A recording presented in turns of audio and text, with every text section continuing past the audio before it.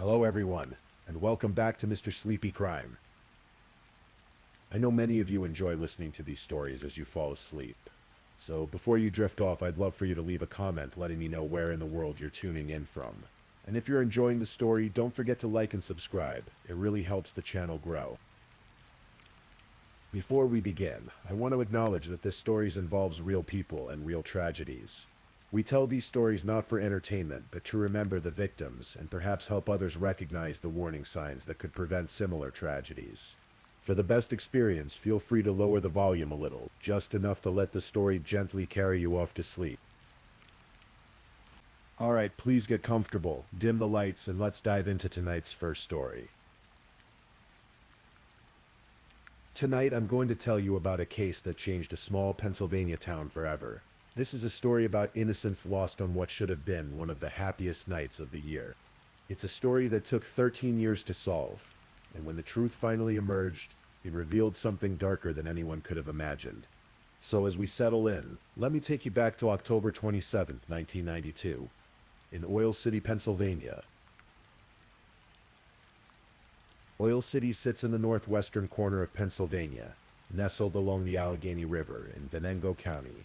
In 1992, it was the kind of place where neighbors knew each other's names, where children rode their bikes freely through tree-lined streets, and where doors were often left unlocked. The town had seen better days economically, but it retained something precious, a sense of safety, of community, of trust. Halloween was particularly special in Oil City. Every year as October arrived and the leaves turned brilliant shades of orange and red, the town transformed. Jack-o'-lanterns appeared on porches. Storefronts decorated their windows with paper bats and cardboard skeletons, and children counted down the days until they could don their costumes and collect candy from neighbors who greeted them with warm smiles. In the Howe household, excitement was building. Shauna Melinda Howe had been born on July 11, 1981.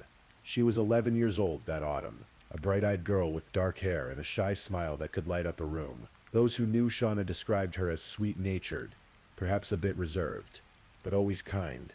She loved being part of her Girl Scout troop, enjoyed spending time with her family, and like so many children her age, she absolutely adored Halloween. Shauna's parents, Robert Howe and Lucy Brown, had separated, but both remained active in their daughter's life. Shauna split her time between them, and though divorce is never easy for a child, she seemed to handle it well. She had siblings who cared for her, friends who enjoyed her company, and a life that by all accounts was happy and normal. On the morning of October 27th, Shauna woke up with that particular anticipation that only Halloween can bring. She dressed for school in her costume, a turquoise and black leotard with matching tights, the outfit of a gymnast. She was so proud of it, she wore it to 7th Street Elementary School, showing it off to her classmates, already imagining the evening ahead. After school, Shauna had plans. Her Girl Scout troop was scheduled to visit a local senior living facility to sing for the residents. It was the kind of thoughtful, community-minded activity that Girl Scouts did, bringing joy to elderly folks who might otherwise spend the holiday alone. Shauna participated eagerly, her voice joining those of her fellow scouts in cheerful Halloween songs. Following the singing, the troop was invited to a Halloween party at the Free Methodist Church on Wilson Avenue. It was close to home, just a few blocks away, and Lucy had given her permission to attend. The party was everything a Halloween gathering should be. Games, treats, laughter, and children in costumes, running around with the boundless energy that comes from sugar and excitement. As the evening wore on and the sky darkened, children began leaving the party to head home. Shauna left with a friend around 8 o'clock. They walked together for a bit, chatting about the party, about their costumes, about nothing in particular. Then they reached the point where they had to go their separate ways. They said goodbye. The friend headed toward her own home, and Shauna continued walking alone toward her mother's apartment. She had only 2 blocks left to go. 2 blocks. A 5-minute walk at most. The apartment where her mother and stepfather John waited was right there, practically within sight. But Shauna Howe never made it home. At approximately the same time Shauna was walking those last blocks, a man named Dan Padden was out on the streets of Oil City. He was taking a walk, enjoying the Halloween evening, watching children in costumes darting from house to house. As he walked down West First Street near the corner of Reed Street, something caught his attention.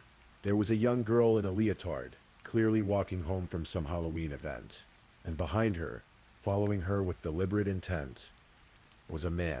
Dan Payton would later describe this man as tall, disheveled, scruffy-looking with unkempt hair and clothing. The man was smoking a cigarette, and he was focused entirely on the girl ahead of him. Payton watched, perhaps initially thinking nothing of it. But then in one swift motion, the man rushed forward. He scooped up the girl, grabbed her around the shoulders, and ran around the corner with her in his arms, where Payton heard a scream. It was cut short, sudden, terrifying. And then, moments later, a small red sedan, boxy in shape, came speeding around the corner. Payton noticed it had Pennsylvania license plates, but couldn't make out the numbers. The car sped away into the darkness. Dan Payton's heart must have been pounding. He ran to the nearest house, pounded on the door, and frantically asked to use the phone. He called the Oil City Police Department and reported what he had just witnessed. A man had grabbed a young girl off the street and driven away with her. Initially, the police weren't sure what to make of the report. Halloween night brought prank calls, false alarms, overreactions to innocent situations. Could this have been a father playing roughly with his daughter? A staged prank? But Payton was insistent, serious, clearly shaken by what he'd seen. The police said they would look into it. Meanwhile, at the Howe residence, anxiety was growing. Lucy Brown Howe had expected Shauna home by now. She'd been at the church party just down the street. The walk should have taken no time at all. But 8 o'clock became 8:30, then 9, then 9:30. Lucy called her ex-husband, Robert, asking if Shauna had perhaps stopped by his place. She sometimes did that, visiting her father after school, or after events. But Robert hadn't seen her. Lucy called friends, other Girl Scout parents, anyone who might know where Shauna was. No one had seen her since she'd left the party. The worry transformed into something colder, sharper. Something was wrong. Very wrong. At 10 o'clock that night, 2 hours after Shauna should have been home, Lucy Brown Howe called the Oil City Police Department and reported her daughter missing. The police put it together immediately. The girl Dan Payton had seen being grabbed. The girl in the leotard had to be Shauna Howe. This wasn't a prank. This wasn't a misunderstanding. An 11-year-old child had been abducted off the streets of Oil City on Halloween night. The search began immediately. Police cars flooded the streets of Oil City. Officers went door to door, asking questions, looking for any sign of Shauna or the red sedan. Friends and family members joined the search, calling out Shauna's name into the darkness, checking yards, alleys, anywhere a child might be hidden or hiding. The FBI was contacted. Pennsylvania State Police were called in. As dawn broke on October 28th, the search expanded. Helicopters circled overhead. Volunteers combed through neighborhoods, parks, wooded areas. The local news picked up the story. Shauna's face, her shy smile captured in family photographs, appeared on television screens across Pennsylvania. Lucy Brown Howe made emotional appeals to the public, her voice breaking as she begged for anyone with information to come forward. If someone had her daughter, please, just let her go. Just bring her home. The pain in Lucy's voice was raw, unbearable to hear. A mother's worst nightmare was unfolding in real time, and the entire town was watching it happen. Days passed. October 28th became October 29th. Still no sign of Shauna. Then, on October 29th, 2 days after Shauna's disappearance, a member of her family was searching a rural wooded area in the nearby township of Rockland. This area was about 8 miles from where Shauna had been taken. There was an abandoned railroad bed there, a place that locals knew as Coulter's Hole. It was isolated, surrounded by trees, with a creek running through a ravine below an old railroad trestle bridge. And there, lying on the trail, the family member found a piece of Shauna's costume. The turquoise and black fabric of her leotard was unmistakable. The discovery was both a breakthrough and a source of dread. She had been here, but where was she now? Searchers descended on the area, carefully examining every inch of the woods, the trail, the area around the bridge. The light was fading as October 29th turned into October 30th. And on the morning of October 30th, 3 days after Shauna Howe had been snatched off a street corner just 2 blocks from home, her body was found. She was lying on rocks in East Sandy Creek, a shallow stream that ran beneath the railroad trestle. She was partially submerged in the water. Her body was broken, bruised, battered beyond recognition. State Trooper Kurt Snyder would later describe the scene to the Titusville Herald. It was one of those images that investigators never forget, one that haunts them for the rest of their careers. Shauna's body was transported to the Allegheny County Medical Examiner's office for autopsy. The findings were devastating. The pathologist determined that Shauna had died from blunt force trauma to her head and chest. She had sustained fractured ribs, multiple lacerations, contusions, and internal hemorrhaging. The injuries were consistent with a fall from a significant height. The railroad trestle above where her body was found stood approximately 30 feet above the creek bed. The conclusion was inescapable. Shauna had been thrown from that bridge. But there was more. The autopsy revealed that Shauna had been sexually assaulted before her death. Biological evidence was collected from her body and clothing, including seminal fluid. And here's perhaps the most heartbreaking detail. Forensic analysis of Shauna's injuries suggested that she had tried to break her fall. She had a dislocated shoulder and a broken arm, positioned in a way that indicated she'd put her arms out as she fell. Medical experts would later testify that these defensive injuries meant Shauna had been conscious when she went over that bridge. She had been alive. She had known she was falling. She had tried to save herself. An 11-year-old girl, terrified and in pain, had spent her last moments in free fall, aware of what was happening to her. The news of Shauna's death hit Oil City like a physical blow. This wasn't supposed to happen here, not in their town, not to one of their children. Parents pulled their kids closer, no longer letting them walk anywhere alone. Doors that had once been left unlocked were now bolted. A pall fell over the community that would linger for years. And almost immediately, Oil City made a decision. Halloween as they knew it was over. The town council banned nighttime trick-or-treating. For the next 15 years, children would only be allowed to collect candy in the afternoon. Before dark, many families simply stopped celebrating the holiday altogether. How could they? Every October 27th, every carved pumpkin, every child in a costume would be a reminder of Shauna Howe, of the little girl and the gymnast, Leotard, who never came home. But even as the town mourned, the investigation was just beginning. Who had killed Shauna Howe, and why? Police had a lead from the very beginning, thanks to Dan Paden's eyewitness account. They had a description of the man who grabbed Shauna, tall, disheveled, smoking a cigarette. They had a description of the vehicle, a small, boxy red sedan with Pennsylvania plates. Detectives began compiling a list of everyone in Oil City who owned a vehicle matching that description. They interviewed dozens of people, and one name kept coming up: Eldred Walker, known to everyone as Ted.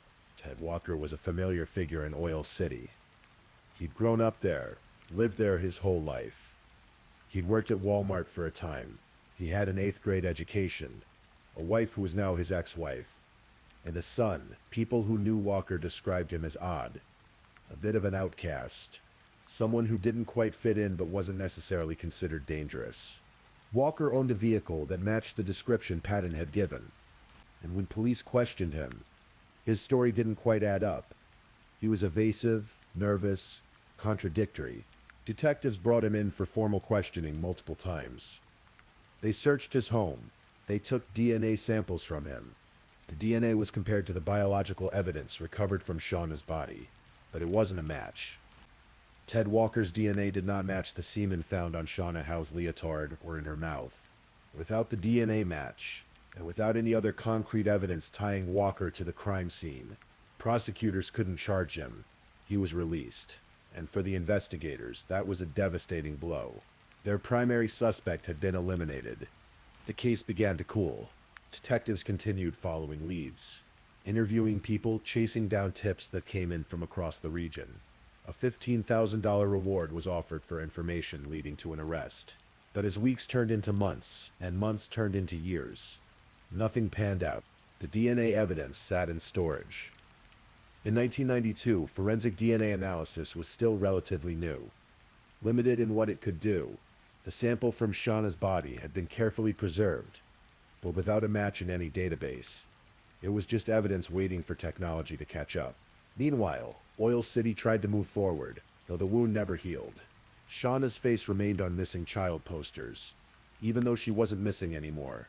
Her case was discussed at town meetings, in churches, at kitchen tables. Parents told their children about her. Using her story as a cautionary tale, Lucy Brown Howe, Shauna's mother, continued to make public appeals, keeping her daughter's memory alive, never letting the town forget. Years passed. 1992 became 1995, then 2000. A new century began. Children who had been in elementary school when Shauna died were now adults themselves. The case file grew thicker with dead ends and false leads, but no arrests were made. It seemed like Shauna Howe's murder might remain unsolved forever. But then in 2002, something changed. By 2002, DNA technology had advanced significantly. What had been impossible or impractical 10 years earlier was now routine. DNA databases had expanded. Testing methods had become more sophisticated, more accurate, able to extract information from smaller samples and older evidence. The Pennsylvania State Police decided to take another look at the biological evidence from Shauna Howe's case. The samples were retested using updated technology, and this time they got a hit. The DNA found on Shauna's body matched a profile in the system. It belonged to a man named James O'Brien. James O'Brien was 30 years old in 2002. He was from Oil City, had lived there his whole life. And at the time the DNA match came through, he was in jail, serving time for attempting to kidnap a woman in Oil City. That's right. James O'Brien had tried to abduct another woman from the same town where Shauna Howe had been taken. He had a criminal record. He was known to police as trouble, and his DNA was a perfect match to the evidence from a murder committed 10 years earlier. But here's what made it even more significant. In 1992, when Shauna was killed, James O'Brien had been mistakenly believed to be in jail on other charges. Because of that assumption, he had never been seriously considered as a suspect. It was a clerical error, a miscommunication, the kind of small oversight that can derail an entire investigation. James O'Brien had been free on October 27, 19. The investigation exploded back to life. The FBI returned to Oil City. Pennsylvania State Police set up a command center, and they began looking closely, not just at James O'Brien, but at his associate. James had a brother, Timothy O'Brien. Timothy was 5 years older, with his own criminal history. In fact, at the time of the DNA breakthrough, Timothy was also in jail, accused of sexually assaulting children. The O'Brien brothers, both criminals, both violent, both with histories of predatory behavior. And when forensic specialists examined other evidence from Shauna's case, a hair fiber found on her clothing, they found that it matched Timothy O'Brien. The brothers had done this together. But there was one more piece to the puzzle. The witness, Dan Payton, had described seeing a tall, disheveled man grab Shauna off the street. That description matched Ted Walker, not the O'Briens. So what was Walker's role in all of this? In 2004, armed with the DNA evidence, police arrested James and Timothy O'Brien, and at the same time they brought Ted Walker back in for questioning. This time they had leverage. This time they had proof that other people had been involved. And this time Walker knew he couldn't lie his way out. In July 2004, 12 years after Shauna Howe's murder, Walker finally told the truth. Not all of it, not at first, but enough to crack the case wide open. He admitted that he knew the O'Brien brothers. They were associates, perhaps even friends. And in October 1992, they had come up with a plan. According to Walker, it was supposed to be a prank. A Halloween prank designed to make the Oil City Police Department look incompetent. The idea was to stage a kidnapping, grab a kid off the street, stash the child somewhere for an hour or two while police ran around panicking, then release the kid unharmed and have a laugh at the police's expense. The original target was supposed to be an 8-year-old boy, a friend of Walker's son, but when the time came, they changed their plans. They decided a girl would generate more attention, more panic, more proof of police ineffectiveness. So on the evening of October 27th, Walker and the O'Brien brothers went looking for a victim. They were cruising through Oil City in that red sedan when they spotted Shauna Howe, walking alone, just 2 blocks from her home. Walker got out of the car. According to his later testimony, he approached Shauna and asked if she was selling Girl Scout cookies. It was a clever ruse. Of course, she talked to someone asking about Girl Scout cookies. She was in her troop wearing part of her scout outfit under her costume. She probably smiled at him, started to answer. And that's when Walker grabbed her. He wrapped his arms around her shoulders and picked her up. She screamed. He carried her around the corner to where the O'Brien brothers were waiting in the car. He passed Shauna to Timothy O'Brien, who shoved her into the vehicle, and then they drove away, leaving Walker by it. Walker ran to his own vehicle and drove to his house using a different route. He got there first and waited. When the O'Briens arrived with Shauna, they brought her into Walker's house and took her upstairs to a bedroom. Walker claimed he stayed downstairs. He said he heard sounds from upstairs. The female voice crying, Shauna's voice pleading, "Get off me. Let me up. Let me go." Walker testified that he was furious at this point, that this wasn't part of the plan, that he never wanted anyone to be hurt, but he didn't intervene. He didn't call the police. He didn't stop what was happening in that bedroom above his head. Eventually, the O'Briens came back downstairs. They took Shauna with them, put her back in the car, and drove away. Walker said he never saw Shauna alive again. But there was more to the story. Details that would come out during the trial. A prison inmate named Ryan Heath came forward with information. Heath had shared a cell with Timothy O'Brien at the county jail for 8 months in 2001. Before the DNA breakthrough, during that time, Timothy had apparently told Heath what really happened that night. According to Heath, the O'Briens had put Shauna in the trunk of their car. While they decided what to do with her, they drove her to Coulter's Hole, to that railroad trestle bridge above East Sandy Creek. They took her out of the trunk, and they threw her off the bridge. She was alive when they threw her. An 11-year-old girl, sexually assaulted, terrified, calling for help.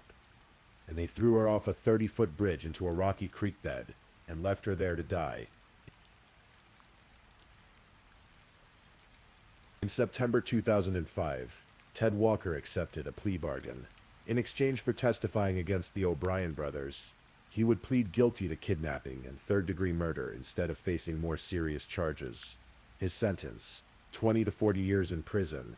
The deal was controversial. Many in Oil City felt Walker deserved life in prison, that he was just as guilty as the brothers. But prosecutors needed his testimony. Without it, they might not be able to convict the O'Brien. In October 2005, exactly 13 years after Shauna's murder, the trial of James and Timothy O'Brien began. It was held in Venango County Court in Franklin, Pennsylvania. Because of the intense publicity surrounding the case in Oil City, jurors were brought in from Indiana County to ensure an impartial panel. The courtroom was packed every day. Shauna's family sat in the front rows, Lucy Brown Howe holding hands with other relatives, listening to testimony that ripped open old wounds. The town of Oil City sent representatives, people who had searched for Shauna, who had never forgotten her, who needed to see justice done. The prosecution presented the DNA evidence, Walker's testimony, and the account from Ryan Heath. They presented forensic evidence showing that Shauna had been alive when she fell from the bridge, that she had tried to save herself. They presented the horror of what had been done to this child, methodically building their case. The defense tried to argue that Walker was the real killer, that he had acted alone and was now trying to frame the O'Brien brothers to save himself.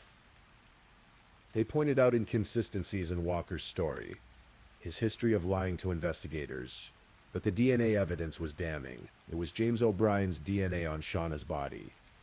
It was Timothy O'Brien's hair on her clothing. The jury visited the scene at Coulter's Hole, standing at the railroad trestle, looking down at the creek bed 30 feet below where Shauna's broken body had been found. They saw the 2 orange traffic cones tied end to end, marking the spot. They understood what had happened there. After 2 weeks of testimony, the jury deliberated for 16 hours over 2 days. The wait must have been excruciating for Shauna's family, for the investigators who had worked this case for 13 years, for the town that had waited so long for answers. And on October 26, 2005, the verdict came in. James O'Brien, guilty of second-degree murder, third-degree murder, kidnapping, involuntary deviant sexual intercourse, and conspiracy. Not guilty of first-degree murder and rape. Timothy O'Brien, guilty of second-degree murder, third-degree murder, kidnapping, involuntary deviant sexual intercourse, and conspiracy. Not guilty of first-degree murder and rape. The not guilty verdicts on first-degree murder meant the jury didn't find premeditation, didn't believe the brothers had planned from the start to kill Shauna. But the second-degree murder convictions were still enough for the maximum sentence. Life in prison without the possibility of parole. As the verdicts were read, Lucy Brown Howe and her family embraced, held hands, bowed their heads. Some wept. After 13 years, there was finally justice for Shauna. The judge presiding over the case would later add extra time to the brothers' sentences for other charges, ensuring they would never ever walk free. In his remarks, the judge said the O'Brien brothers had shown absolutely no remorse for their despicable conduct, and that society needed to be protected from them forever. James O'Brien is currently imprisoned at the State Correctional Institution in Phoenix in Collegeville, Pennsylvania. Timothy O'Brien is at a different facility. They are both now in their 50s, and they will die in prison. Ted Walker served his time at the State Correctional Institution in Albion in Erie County. He died there in November 2022 at the age of 63, having served 17 years of his sentence. He died on October 30th, exactly 30 years to the day after Shauna Howe's body was discovered. The timing seemed almost poetic, a final accounting. In the years following the convictions, Oil City slowly began to heal, but the scars remained. The Halloween ban stayed in place for another 3 years after the trial. But in 2008, a group of young people, led by a girl named Elizabeth Rokes, who had been in 5th grade when Shauna was killed, petitioned the town council to restore nighttime trick-or-treating. They argued that Shauna had loved Halloween, that keeping the ban in place meant letting her killers continue to steal joy from Oil City's children. The petition succeeded. In 2008, 16 years after Shauna's death, children in Oil City were finally allowed to trick-or-treat after dark again.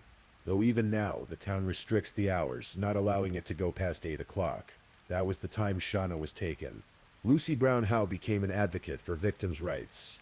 She channeled her grief into helping other families, into making sure no other mother would have to go through what she'd experienced. She kept Shauna's memory alive, not as a tragedy, but as a reminder of a bright, kind, beautiful girl who deserved better. The case has been featured on numerous true crime programs over the years. Investigation Discovery produced an episode. Podcasts have covered it. Shauna's story has been told and retold, a cautionary tale, a murder mystery, a testament to the persistence of investigators who never gave up. But beyond the crime itself, beyond the investigation and the trial and the convictions, Shauna Howe's case represents something fundamental about innocence and evil. It reminds us that monsters are real, that they live among us, that they can look like neighbors and co-workers and familiar faces. It reminds us that small-town safety is sometimes an illusion, that tragedy can strike anywhere. And it reminds us that even when evil wins, even when innocence is stolen, there are still people who fight for justice. Detectives who work cases for 13 years, refusing to let them go cold. DNA scientists who retest old evidence with new technology. Witnesses who come forward even when it's dangerous. Families who never stop demanding answers. The investigation into Shauna Howe's murder was led by dozens of people over more than a decade. FBI agents, Pennsylvania State Police troopers, local cops from Oil City, forensic specialists, prosecutor. One retired FBI agent would later say that the Shauna Howe case was the one that defined his career. The one he thought about most, the one he'd never forget. Because some cases stay with you. Some victims become more than just names in a file. Shauna Howe was 11 years old. She was walking home from a party. She was 2 blocks from safety. And 3 men decided to destroy her life for no reason beyond cruelty and their own twisted gratification. Even now, years after the convictions, some questions remain unanswered. Did Ted Walker tell the whole truth? He maintained until his death that he didn't know the O'Briens were going to hurt Shauna, that it was supposed to be just a prank. But he heard her crying in his house. He heard her begging them to stop, and he did nothing. How culpable was he? Should he have received a harsher sentence? What really happened in those hours between when Shauna was grabbed off the street and when she was thrown from the bridge? The full details were never made public, likely to spare the family additional anguish. But the autopsy report and trial testimony paint a horrifying picture of a child's final hours. Why did they do it?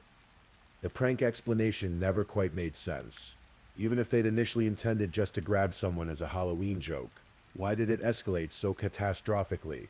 What kind of people decide to sexually assault and murder a child? The psychological profiles of the O'Brien brothers suggest they were predators.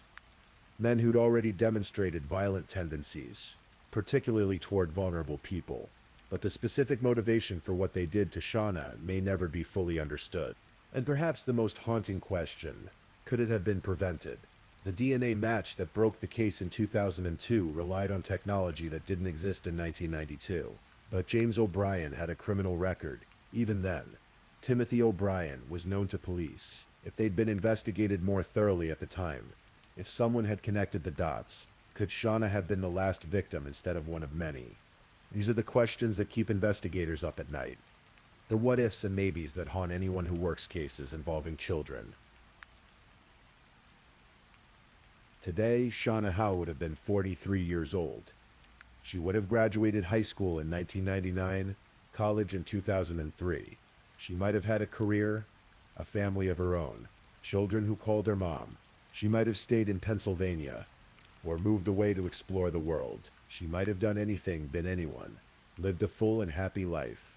Instead, her life ended at 11 on a rocky creek bed beneath a railroad bridge, alone and in pain. But her memory endures. In Oil City, there are memorials to Shauna. Her case is taught in criminal justice courses as an example of how DNA technology can solve cold cases.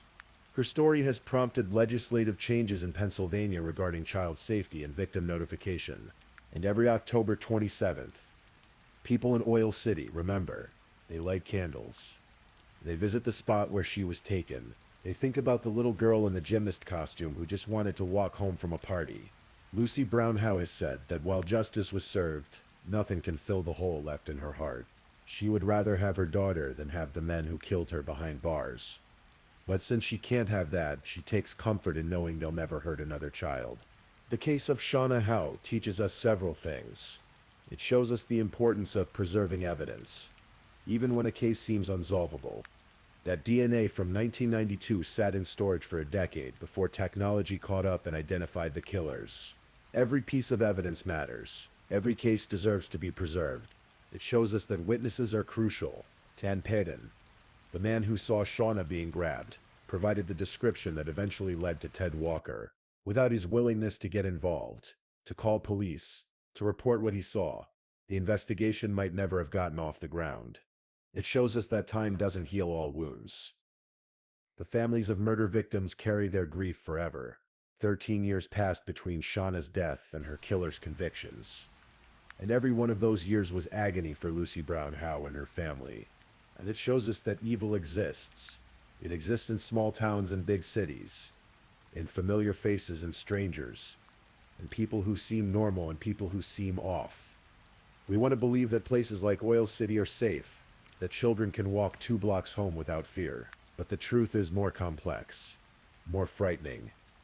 The truth is that we must be vigilant, must protect the vulnerable, must never assume that it can't happen here, because it can happen anywhere. It happened in Oil City, Pennsylvania on October 27th. It happened to Shauna Howe. The story of Shauna Howe is one of the most tragic cases in Pennsylvania's history. An innocent child, taken for no reason, subjected to horror, and discarded like trash. 3 men whose actions destroyed not just one life but wounded an entire community. But it's also a story about perseverance, about investigators who refused to give up, about a mother who demanded justice, about a town that came together in grief and eventually in healing. Shauna's case was solved. Her killers were caught. They will never walk free. In a world where so many crimes go unpunished, where so many families never get answers. That counts for something. Tonight, as you drift off to sleep, perhaps think about Shauna Howe. Not about her death, but about her life. About the bright-eyed girl who loved Halloween, who sang with her Girl Scout troop, who was excited about a party and a costume and all the simple joys of childhood. Remember her as she was, not as she became. Remember her smile. Remember her name. Shauna Melinda Howe, July 11, 1981, to October 27, 1992. 11 years old. Taken too soon. Never forgotten. If this is your first time listening to one of our true crime stories, welcome to Mr. Sleepy Crime, where we explore these cases in a calm and respectful way. I also want to take a moment to appreciate my amazing subscribers who've been rocking with me. Thank you so much for your continued support. If you're still awake and listening, don't forget to drop a comment. Let me know where you're tuning in from and the current time in your corner of the world. Or just say something to let me know you're still here. And if you haven't already, be sure to like this video and subscribe so you don't miss our next true crime stories for sleep. Now let's move on to our second story.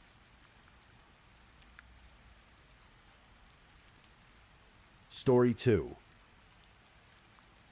Tonight's story takes us to Denver, Colorado, in the summer of 2020.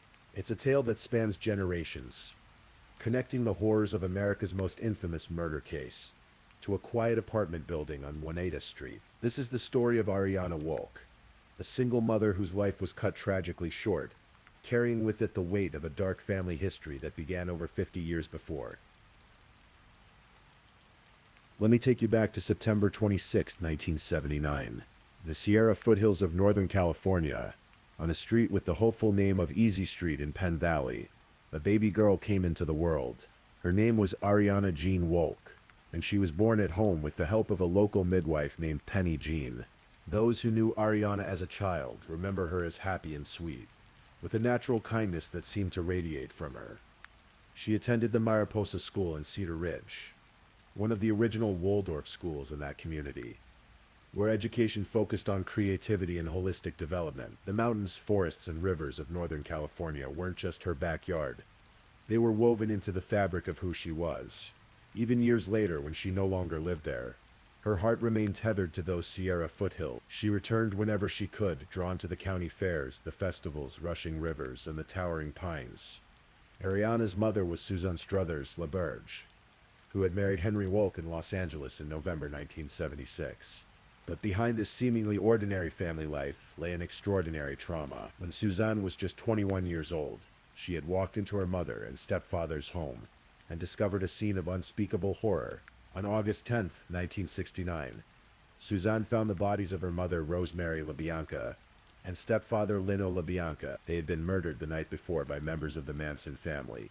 The weight of that discovery never truly left Suzanne, and though she tried to build a life away from that darkness, though she moved north and raised her children in the peaceful foothills, the shadow of that night in Los Angeles followed her family like an inheritance no one wanted.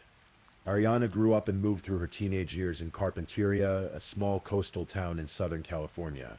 Friends from that time remember her as stunningly beautiful and genuinely kind. She attended Loyola Marymount University in Los Angeles, following in many ways the geographic footsteps of her family's history, though perhaps not by conscious choice. Somewhere along the way, Ariana became a mother herself. Her son Xander became the absolute center of her world. Those close to her would say that being a mother gave Ariana a sense of purpose, a joy that outshone everything else in her life. She was a single mother, navigating the challenges that come with raising a child alone, but friends described her as devoted, loving, and fiercely protective of her boy. But life, as it often does, became complicated. Ariana found herself in Denver, Colorado, far from the mountains and rivers of her childhood. She lived in an apartment in the South Park Hill neighborhood, in the 1500 block of Oneida Street, near the busy intersection with East Colfax Avenue. It was a working-class area, the kind of place where people kept to themselves but also knew when something wasn't quite right. By the spring of 2020, Ariana was living alone in an upstairs apartment unit. She had been there for several months, having moved after what authorities would later describe as an incident of domestic violence. The details of that incident remain private, but what we know is that Ariana had taken the step to separate herself from danger. The person involved in that earlier incident wore a court-ordered GPS ankle monitoring device, a reminder that Ariana had already been touched by violence once, had already had to make the hard choice to protect herself. The summer of 2020 was unlike any other. The world was gripped by a pandemic. People were isolated, lonely, cut off from their normal routines and support systems. For someone like Ariana, who was dealing with her own personal struggles, this isolation may have been particularly difficult. Those who knew Ariana during this time said she was battling an addiction to alcohol. It's a painful detail, but an important one, because it helps us understand how vulnerable she was in those final weeks of her life. A friend who had known Ariana for a couple of weeks had been staying in her apartment on and off, trying to help her battle her addiction. This friend would later tell police that when Ariana drank, she sometimes invited strangers into her home. Transients, people she didn't really know. It was a dangerous pattern, one born perhaps from loneliness, from the need for connection in a time of profound isolation. or from the impaired judgment that comes with addiction. Those close to Ariana were worried about her. They could see she was in a fragile state, both physically and emotionally. One of those people who appeared in Ariana's life during this time was a young man named Jose Maria Sandoval Romero. He was 24 years old, 16 years younger than Ariana. How exactly they met isn't entirely clear from the public records, but surveillance footage would later show them together in the area of East Colfax Avenue and Monaco Street. Friday, July 3rd, 2020, started like many other days in that apartment building on Oneida Street. The weather was warm, as it typically is in Denver in early July. People were going about their lives, preparing perhaps for the 4th of July weekend ahead. Around 4 or 5 o'clock that afternoon, a neighbor heard something that made her look out her window. It was the sound of someone falling, or perhaps being pushed, down the outdoor stairs. When she peered out, she saw Ariana Wal on the ground at the bottom of the stairs. Standing in the doorway above was a young man with black hair. Ariana needed help getting back up to her apartment. She was injured, or drunk, or both. The neighbor watched as the young man helped her inside. Later that evening, that same young man came to the neighbor's door. He asked if she wanted to smoke marijuana with him. The neighbor declined, but she noticed something in his demeanor, something in the way he spoke. He told her that Ariana had been threatening to hurt herself. It was an odd thing to say to a neighbor you barely knew. The man then returned to Ariana's apartment. The evening wore on. The sun began to set over Denver's skyline. Somewhere between 8:15 and 8:30 p.m., another neighbor saw the young man again. This time shirtless, walking around in the backyard of the apartment building. The hour was significant because it would turn out to be somewhere between 30 and 45 minutes before Ariana Wal's body was discovered. Just after 9 o'clock that night, Ariana's friend, the one who had been staying with her to help with her addiction, returned to the apartment. When he walked in, he found a scene that would haunt him forever. Ariana was lying in her bed, unresponsive, in a pool of blood. She had suffered sharp force injuries to her neck, multiple stab wounds that had ended her life.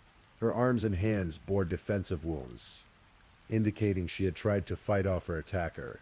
She had struggled. She had tried to survive. The friend called 911. Denver police officers and paramedics rushed to the scene, arriving shortly before 5:45 a.m. on July 4th.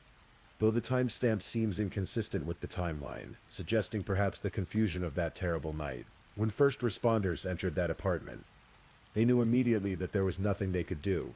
Ariana Jean Wal was pronounced dead at the scene. She was 40 years old.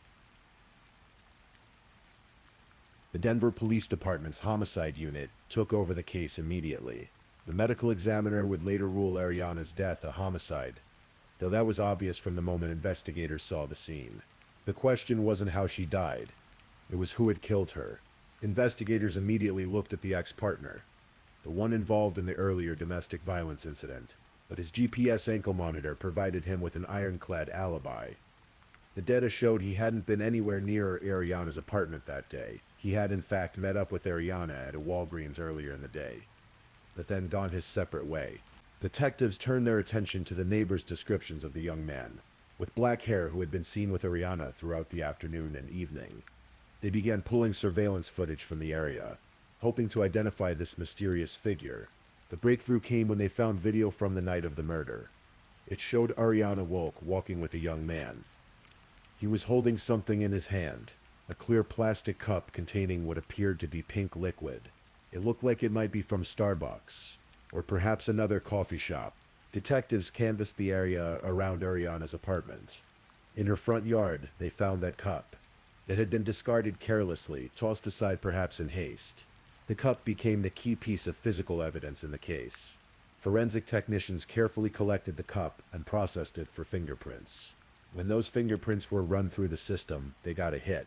The prints belonged to Jose Maria Sandoval Romero, a 24-year-old man. The video footage had also captured something else. A distinct red tattoo on Sandoval Romero's forearm, a marking that would help confirm his identity. 4 days after Ariana's murder, on July 7th, 2020, police tracked Sandoval Romero to Colorado Springs, about 70 miles south of Denver. When officers took him into custody, they noticed something significant. He had 2 separate, partially healed cuts on his right hand. Forensic experts would later note that these injuries were consistent with a knife licking during stabbing motions, the kind of injury an attacker might sustain while killing someone. Sandoval Romero was brought in for questioning, and there in the interview room, he made a confession that would seal his fate. He admitted that he had stabbed Ariana Wal multiple times in her bedroom. After killing her, he had fled the scene. He had discarded his bloody clothes in a trash bin somewhere between Denver and Colorado Springs. Then he had run, putting distance between himself and what he had done. The confession raised as many questions as it answered. What had led to this violence? What had happened in those hours between the afternoon, when neighbors saw him helping Ariana up the stairs, in the evening when he stabbed her to death? Had there been an argument? Had something triggered his rage? Or was this simply a senseless act of violence against a vulnerable woman? The Denver District Attorney's Office moved quickly. On July 16, 2020, they announced that Jose Sandoval Romero had been charged with 1 count of first-degree murder.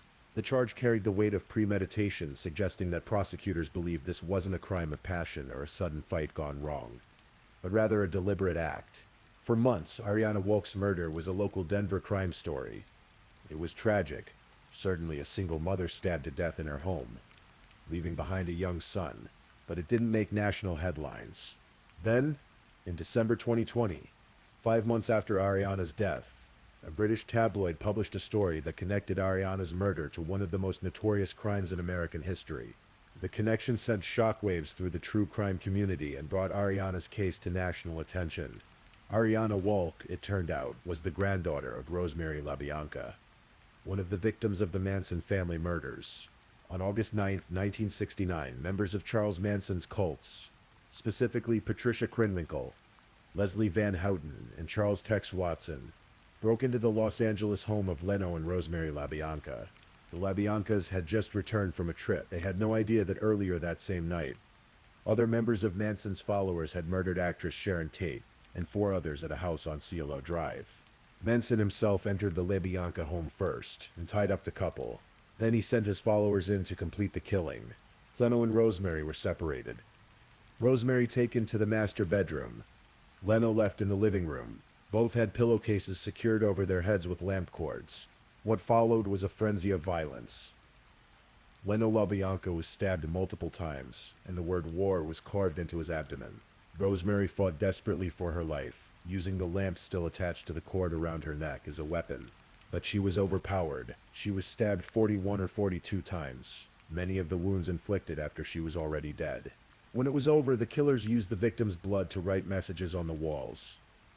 Death to pigs, rise, and the misspelled Holter Skelter on the refrigerator. The next morning, Rosemary's daughter, Suzanne, Ariana's mother, arrived at the house with her teenage brother, Frank. They discovered their parents' bodies. The trauma of that discovery never left Suzanne. She was just 21 years old, barely an adult herself. The parallels between Rosemary LaBianca's murder and Ariana Wal's murder were impossible to ignore. Both women were stabbed to death in their own homes. Both fought back, Rosemary with a lamp, Ariana leaving defensive wounds on her arms and hands. Both were killed by someone who entered their personal space, someone who turned a place of safety into a scene of horror. The comparison wasn't lost on those who knew the case. Maya Halverson Baldwin, a high school friend of Ariana's, told reporters, "Ariana was a beautiful, sweet person, loving mother to her son Xander, and a stunningly gorgeous girl in our small seaside town. To hear of her murderous death was an absolute gut punch. Her poor son, her last moments, the terror she must have felt, all gripped my mind. Her death is shocking and tragic. It's hard for me to even visualize what happened. She was a tall, strong woman, but there was something even more haunting in the timing.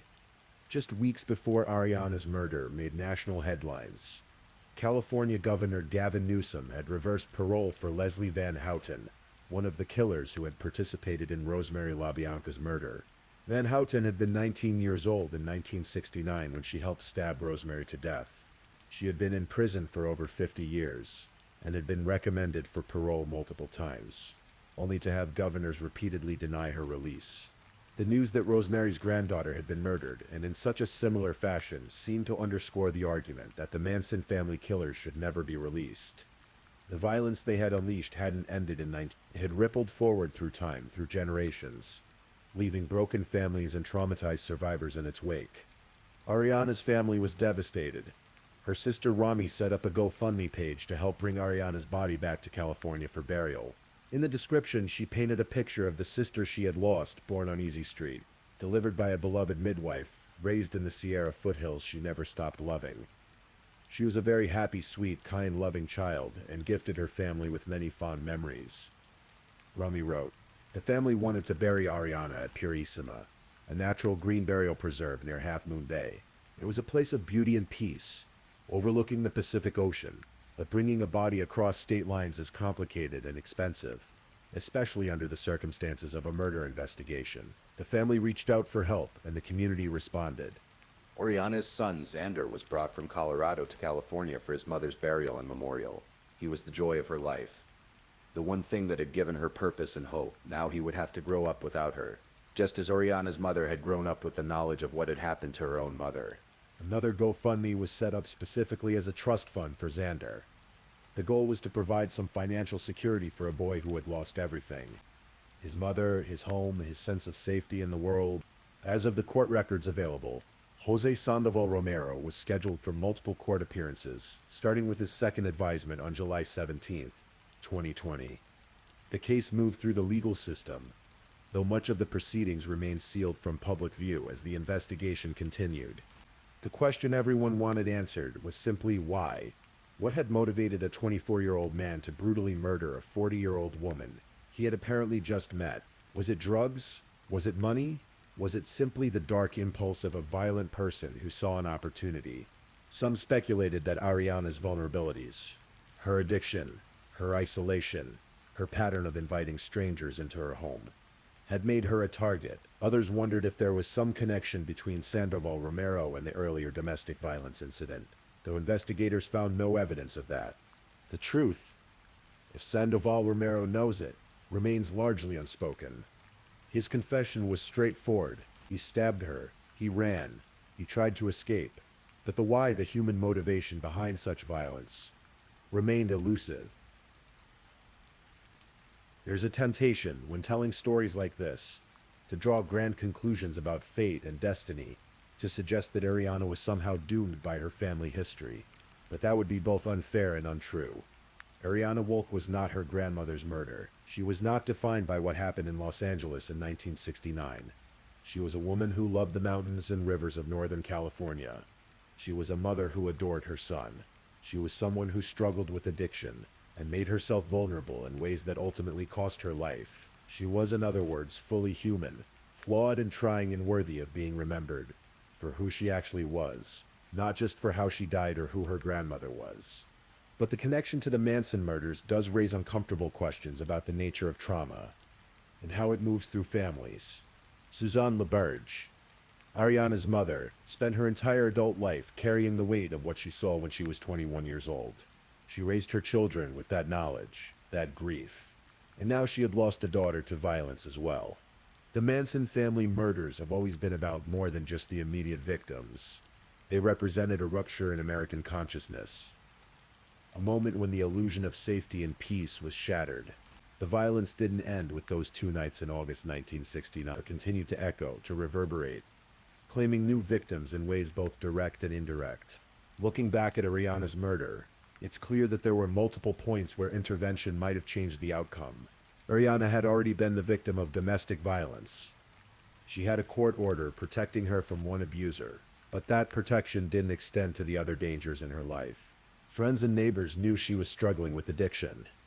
They knew she was inviting strangers into her home.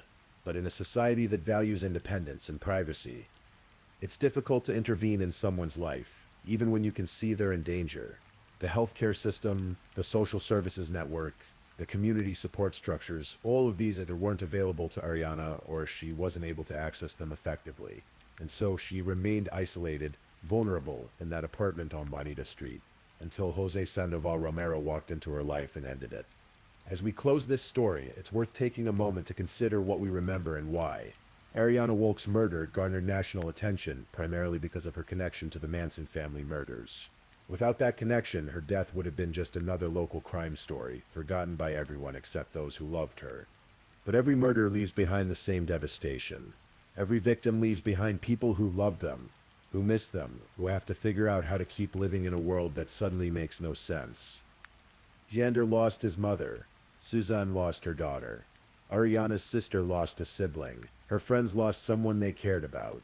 The fact that Ariana was Rosemary LaBianca's granddaughter is a historical footnote, a strange coincidence that makes her story more marketable to true crime audiences.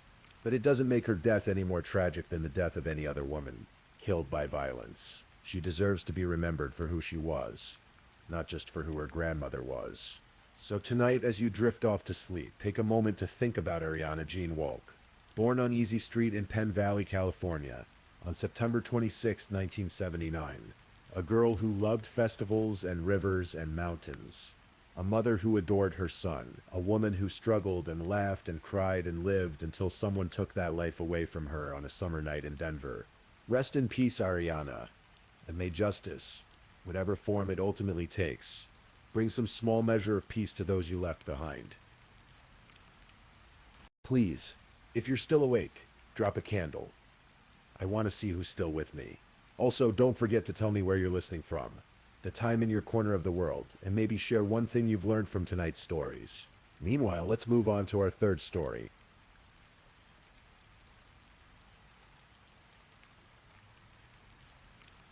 Story 3. Tonight I want to tell you about a story that reminds us why it's so important to speak up when something doesn't feel right. This is the story of Alicia Bramfield, a young woman who had her whole life ahead of her, and how one terrible night changed everything for her family and eventually for countless others across the country. So as we settle in, let me take you back to August of 2012 to a place called Plainfield, Illinois. Alicia Bramfield was 21 years old in the summer of 2012. Born on August 28, 1990, in Will County, Illinois, she was the kind of young woman who radiated energy and possibility. Her friends described her as strong-willed, always ready to help others, the kind of person who lit up a room just by walking into it. She had graduated from Joliet Catholic Academy and was now attending Western Illinois University, pursuing a double major in forensic psychology and criminal justice. She was just one semester away from graduation. One semester. After years of hard work, late nights studying, balancing work and school, she was so close to achieving her dreams. But Alicia wasn't just focused on her education. She was also preparing for something else, something that filled her with equal parts excitement and determination. She was 6.5 months pregnant with a baby girl she'd already named Ava Lucille. The pregnancy wasn't planned. The father, someone she'd met in college, had made it clear he didn't want to be involved. But that didn't discourage Alicia. She was going to be a single mother, and she was ready for it. Her mother, Sherry Anajich, remembered telling her daughter, "Alicia, you're going to be 2 peas in a pod with your daughter," and she believed it. Alicia was the type of person who, when faced with a challenge, didn't back down. She faced it head on. To prepare for Ava's arrival, Alicia had been carefully managing her finances. She worked for Grand Flower Growers, a company that supplied floral displays to Home Depot stores. It was seasonal work, which meant she would have paid winters off. Perfect timing for when the baby would arrive. She couldn't afford to lose that job. As a young woman about to become a mother, she needed the stability, the health benefits, the security that came with steady employment. But there was a problem at work, a big problem. And his name was Brian Cooper. Brian Cooper was 36 years old. In 2012, he worked as a regional manager for Grand Flower Growers, overseeing multiple Home Depot locations in northern Illinois. On paper, he was Alicia's supervisor, but in reality, he was something far more sinister. Alicia had known Brian for years. She'd started working at Home Depot when she was just 16 years old, stocking flower displays in the garden center. Back then, Brian seemed like just another boss, someone she'd have to deal with as part of the job. But over time, something changed. Brian's interest in Alicia became increasingly inappropriate, increasingly possessive, increasingly dangerous. It started with small things, comments that made her uncomfortable, the way he'd look at her, how he'd find excuses to be near her, to talk to her, to insert himself into her life. He began calling her his girlfriend to other employees, even though they had never dated, even though Alicia had made it clear she wasn't interested in him romantically. But Brian didn't seem to care what Alicia wanted. His behavior escalated. He would call and text her outside of work hours, pretending he needed to discuss work-related matters, but really just wanting her attention. He would force her to accompany him on business trips. On one occasion, he insisted they share a hotel room. At work, in front of customers and coworkers, Brian would scream obscenities at Alicia. He called her vile names, slut, whore, words that no one should have to hear, especially not in a professional environment. He would throw things, slam garden center equipment around the parking lot in fits of rage, all while yelling at her. If he thought she was going to spend her lunch break with another man, he would deny her the break entirely. He was controlling her, monitoring her, both during work hours and outside of them. And Alicia wasn't Brian's first victim.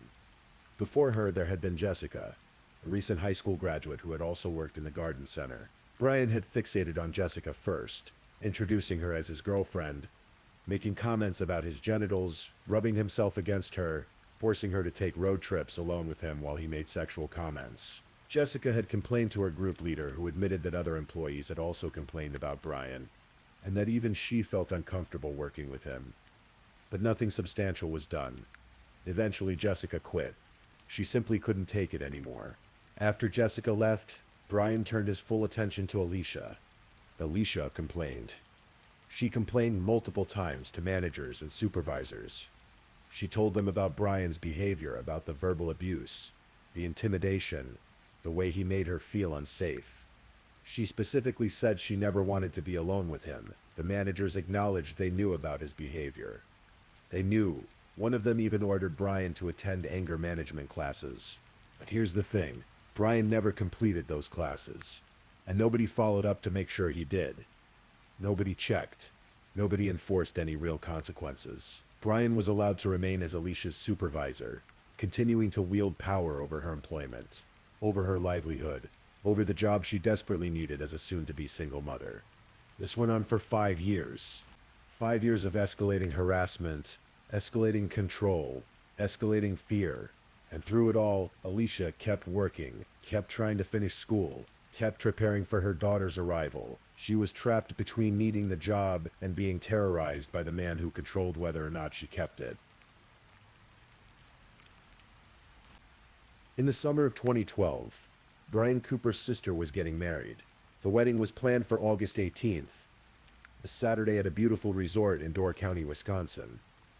Door County is a picturesque area along Lake Michigan, about 4 hours north of Chicago. It's the kind of place where people go to escape, to rent cabins, to enjoy the scenery. It's peaceful, idyllic. The last place you'd expect something terrible to happen. Brian wanted Alicia to go to the wedding with him. He asked her to be his date. Alicia said no. She didn't want to go. She didn't want to spend a weekend away with Brian. Didn't want to be trapped in a car with him for 4 hours each way. Didn't want to give him any reason to think there was something romantic between them. But Brian wasn't taking no for an answer. He told Alicia that if she didn't go with him to the wedding, he would fire her, or he would reduce her hours to the point where she couldn't survive financially. He threatened her job, her livelihood, her ability to provide for her unborn child. He used the one thing he had power over, her employment, to force her compliance. What choice did Alicia have?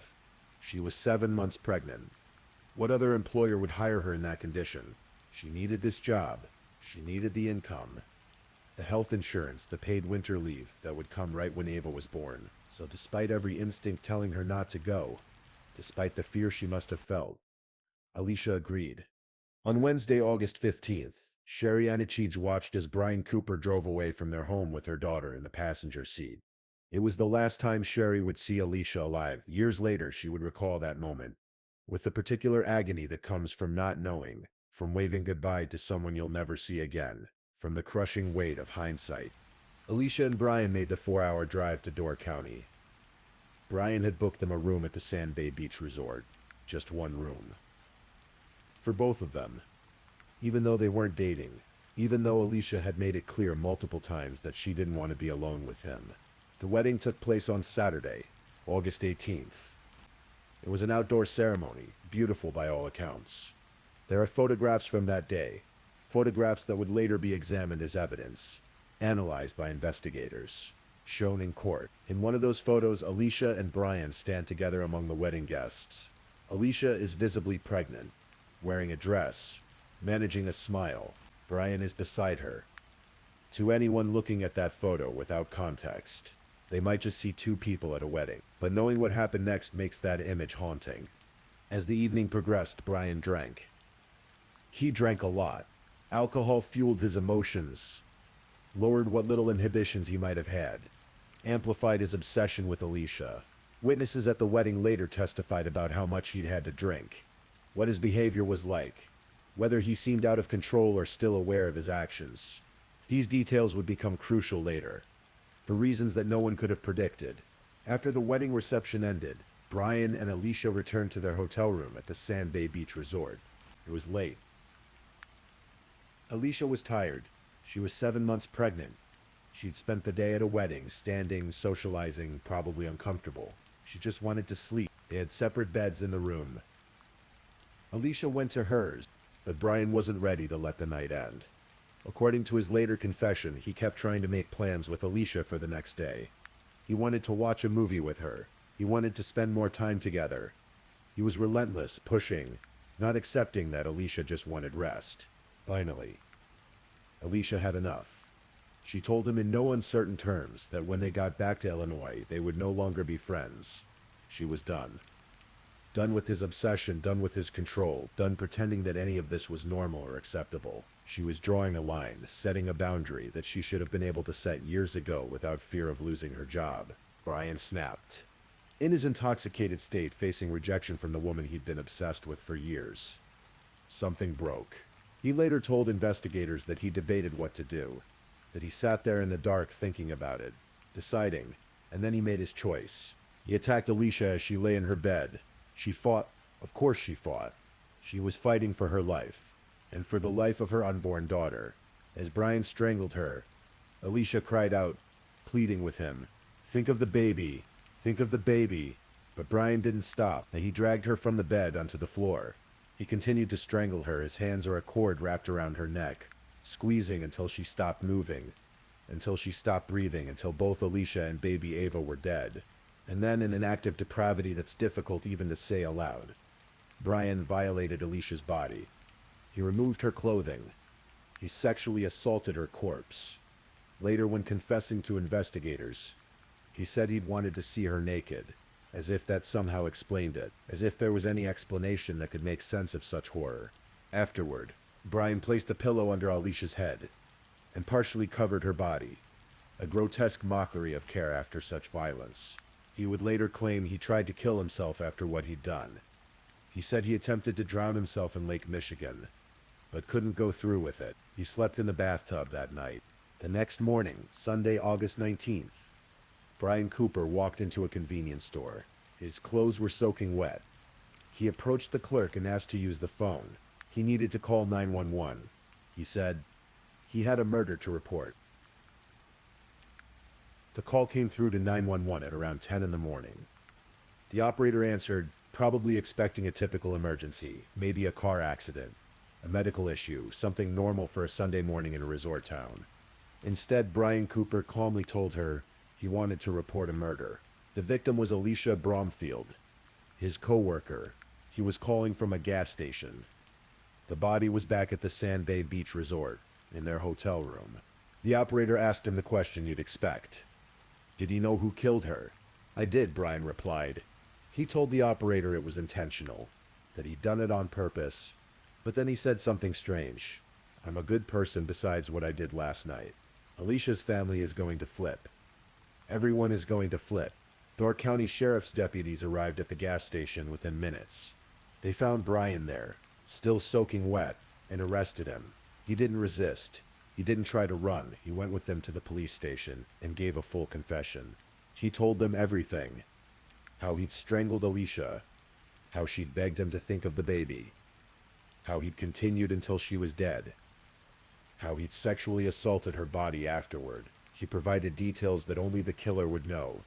Details that were later corroborated by the physical evidence found in the hotel room. Meanwhile, back in Illinois, A police officer who was a friend of the Anisich family had the devastating task of delivering the news to Alicia's mother. Sherry Anisich opened her door to see him standing there with tears in his eyes, and in that instant she thought maybe there'd been a car accident on the drive home. But the truth was so much worse. There's been a homicide, he told her, and just like that, Sherry's life changed. You would think that with a full confession, with physical evidence, with Brian Cooper's own detailed account of killing Alicia and sexually assaulting her body, that justice would be swift and certain. But that's not what happened. Brian Cooper was charged with 2 counts of first-degree intentional homicide. One for Alicia and one for her unborn daughter, Ava Lucille. And 1 count of third-degree sexual assault. Despite his confession, he pleaded not guilty. His defense strategy: voluntary intoxication. His attorneys argued that Brian had been so drunk at the wedding and afterward that he was incapable of forming the intent to commit murder. Essentially, they claimed he was too drunk to know what he was doing, too drunk to understand that killing someone was wrong. The jury deliberated. They convicted Brian Cooper on the sexual assault charge, but on the 2 homicide charges, the jury was hung. They couldn't reach a unanimous verdict. Some jurors apparently believed that Brian had been too drunk to form intent, that the intoxication defense had merit. A hung jury meant a mistrial on the murder charges. Sherry Anisich walked out of that courtroom devastated, shocked, unable to comprehend how a man who had confessed to strangling her pregnant daughter to death could not be convicted of murder. After the hung jury, I walked out, she later recalled. I got in the car, I looked at my husband, and I said, "We're changing this law." Sherry Anisich wasn't just grieving, she was angry, and she channeled that anger into action. The day after the hung jury, she gathered Alicia's friends and family together. They weren't going to let this stand. They were going to change the law that had allowed Brian Cooper to escape conviction. With the help of family and friends, Sherry launched a campaign. They started writing letters, creating online petitions, meeting with Wisconsin legislators. They told Alicia's story over and over again, making sure people understood what was at stake. Being drunk, they argued, should never be an excuse for murder. Never. The campaign gained momentum quickly. Within just 48 hours of launching their first petition, they gathered nearly 7,000 signatures. The story of Alicia Bramfield and what had happened in that courtroom resonated with people across Wisconsin and beyond. In February of 2014, Sherry Anisich testified before the Wisconsin Assembly Judiciary Committee. She stood before legislators and told them about her daughter, about the nightmare of the hung jury, about her grief. "I have nightmares every night, wondering how long she suffered, thinking about how terrified she was," she said through tears. "Every mother wants to protect her child, and I was not able to do this." Her testimony moved lawmakers to tears. The committee voted 9-0 to pass Assembly Bill 780, which would eliminate voluntary intoxication as a defense for murder. The full assembly voted soon after, and then the Senate followed suit. On April 16, 2014, Wisconsin Governor Scott Walker signed the bill into law. The voluntary intoxication defense was struck from Wisconsin's books. It was an incredible feat, accomplished in less than a year through sheer determination and the power of one mother's love for her daughter. 3 prior attempts to change this law since 2003 had failed, but Sherry Anisich and Alicia's loved ones had succeeded. Senator Neil Kedzie, one of the bill's sponsors, said, "I think everybody felt not just compassion but some degree of guilt that the government had failed these people. We had something on our records here that wasn't in the best interest of the citizenry. But there was a cruel twist. The new law wouldn't apply to Brian Cooper's retrial, because of how the legal system works, because his crime had been committed before the law changed. He was grandfathered in. He could still use the voluntary intoxication defense in his second trial. Even so, Sherry knew that changing the law mattered. It would protect future victims. It would prevent other families from sitting in a courtroom, listening to someone claim they were too drunk to know murder was wrong. Brian Cooper's second trial began in May of 2014, just weeks after Governor Walker signed the new law. This time the trial was moved to Dodge County, a change of venue meant to ensure an impartial jury. The prosecution came prepared. Sherry Anisich had written an impassioned letter to the district attorney, begging him to go up there and fight like this is your own daughter, and that's what they did. The jury heard the same evidence as before. The confession, the 911 call, the physical evidence, testimony about Brian's obsession with Alicia, and his pattern of harassment. They heard from wedding guests about Brian's level of intoxication. They heard from law enforcement officers who had investigated the scene and interviewed Brian. This time, the defense's intoxication argument didn't work. After about a week of testimony, the case went to the jury. They deliberated for just 1 hour. Guilty on both counts of first-degree intentional homicide for the murders of Alicia Bramfield and her unborn daughter, Ava Lucille. I think I cried for 30 minutes, Sherry Anich later said. I couldn't even stand up. I was shaking. This man will never hurt anybody again. Brian Cooper was sentenced to 2 consecutive life terms in prison without the possibility of parole. He's currently incarcerated at the Dodge Correctional Institution in Waupun, Wisconsin. He will spend the rest of his life behind bars. For Sherry Anich, the guilty verdict brought some measure of justice, but it didn't bring peace. It didn't bring Alicia back. It didn't let her meet her granddaughter, Ava. It didn't erase the images from the courtroom or the nightmares that came every night. She struggled with overwhelming anger and guilt. Had there been more she could have done to save her daughter? Should she have insisted Alicia quit that job? Even if it meant financial hardship, the questions haunted her. But Sherry realized that holding on to anger would destroy her. She had to find a way to channel her pain into something positive, something that would honor Alicia and Ava's memories. In 2014, she founded the Purple Project, a non-profit organization named after Alicia's favorite color. The Purple Project provides support to single young mothers facing challenges similar to what Alicia had faced. It also offers grief counseling to parents who have lost children to murder, helping them navigate the unique hell that comes with such a loss. Sherry didn't stop with Wisconsin's law change either. She continued her advocacy, sharing Alicia's story with legislators across the country. Her efforts contributed to 31 additional states examining and changing their own voluntary intoxication laws. In total, 32 states were affected by the movement that began in a courtroom in Wisconsin, sparked by one mother's refusal to accept that justice could be thwarted by a legal loophole. Sherry also found it in herself to forgive Brian Cooper. It wasn't easy. It took years, but through her faith and her need to heal, she reached a point where she could let go of the hatred that was consuming her. She began speaking at events about her journey from grief to forgiveness, from anger to purpose. Every year since 2015, Sherry has held an event called Night of Hope, bringing together people who need healing, whether they've lost loved ones, survived trauma, or are struggling with addiction or other challenges. It's become a way for her to give back, to help others find the strength to keep going even when everything feels impossible.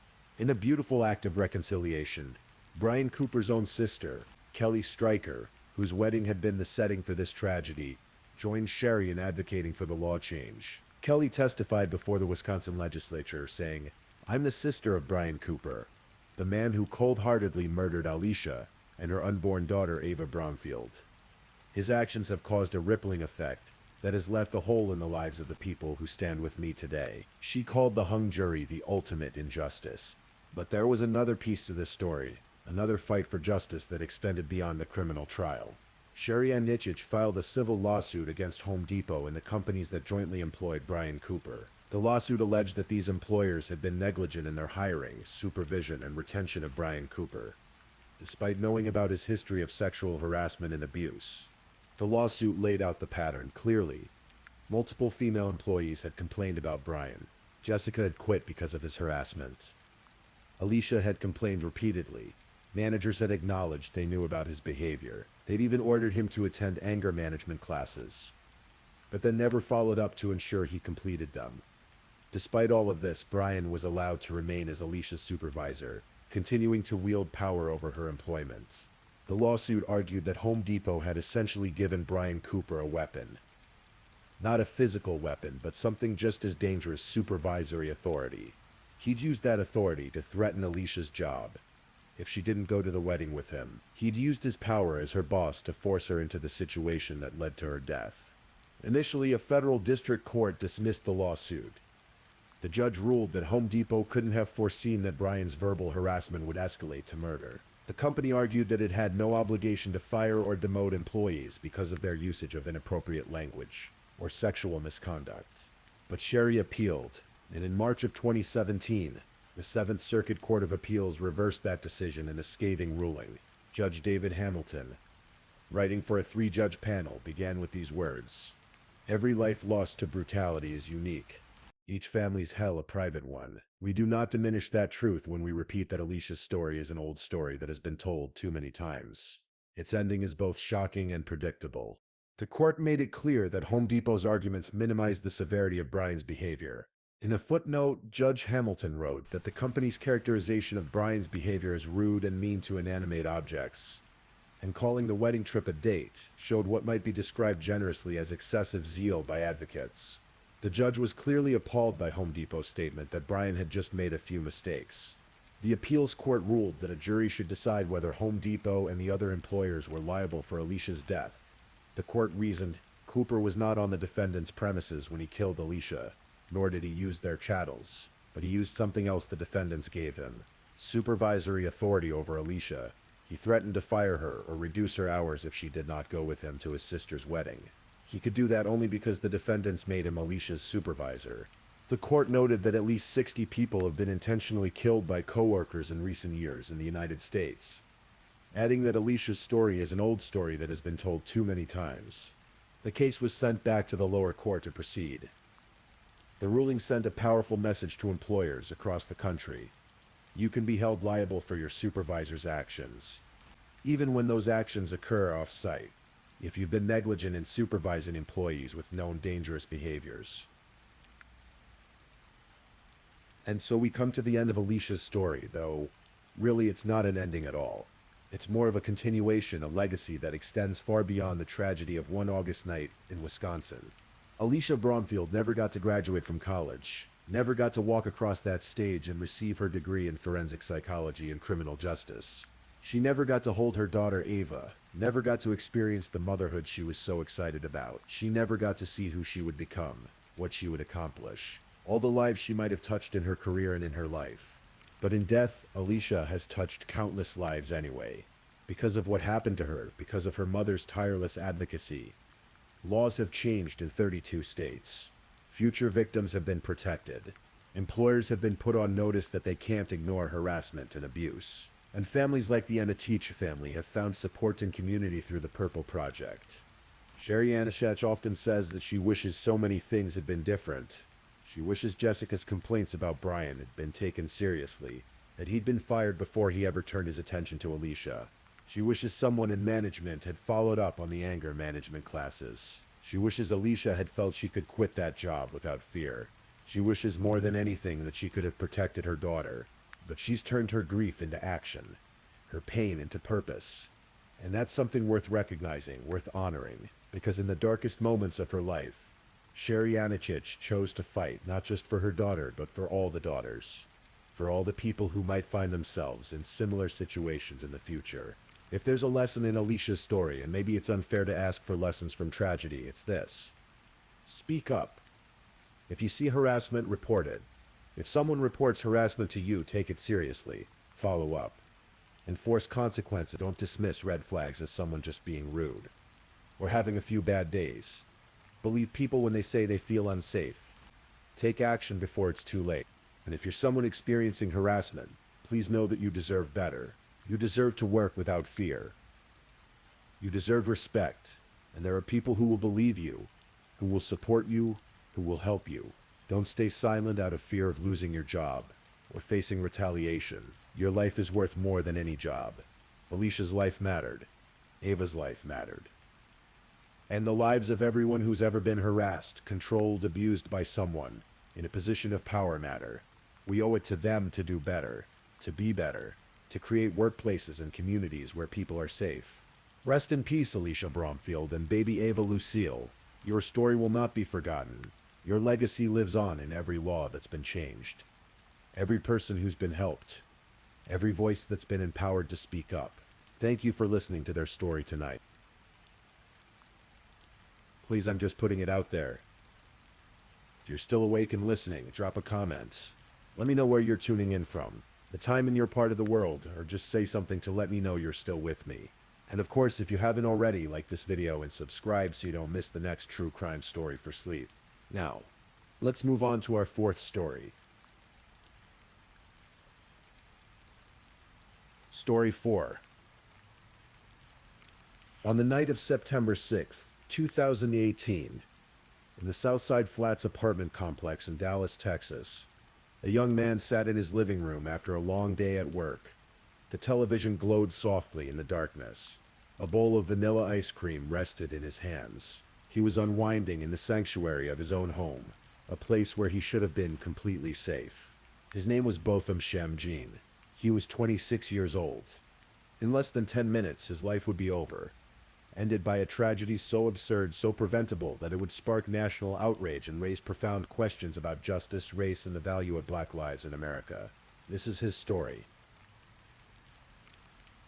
To understand the magnitude of what was lost that September night, we must first understand who Botham Jean was.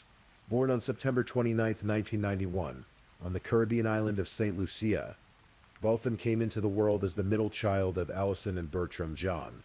His older sister, Alicia, was 10 years his senior. 10 years later, his younger brother Brent would be born.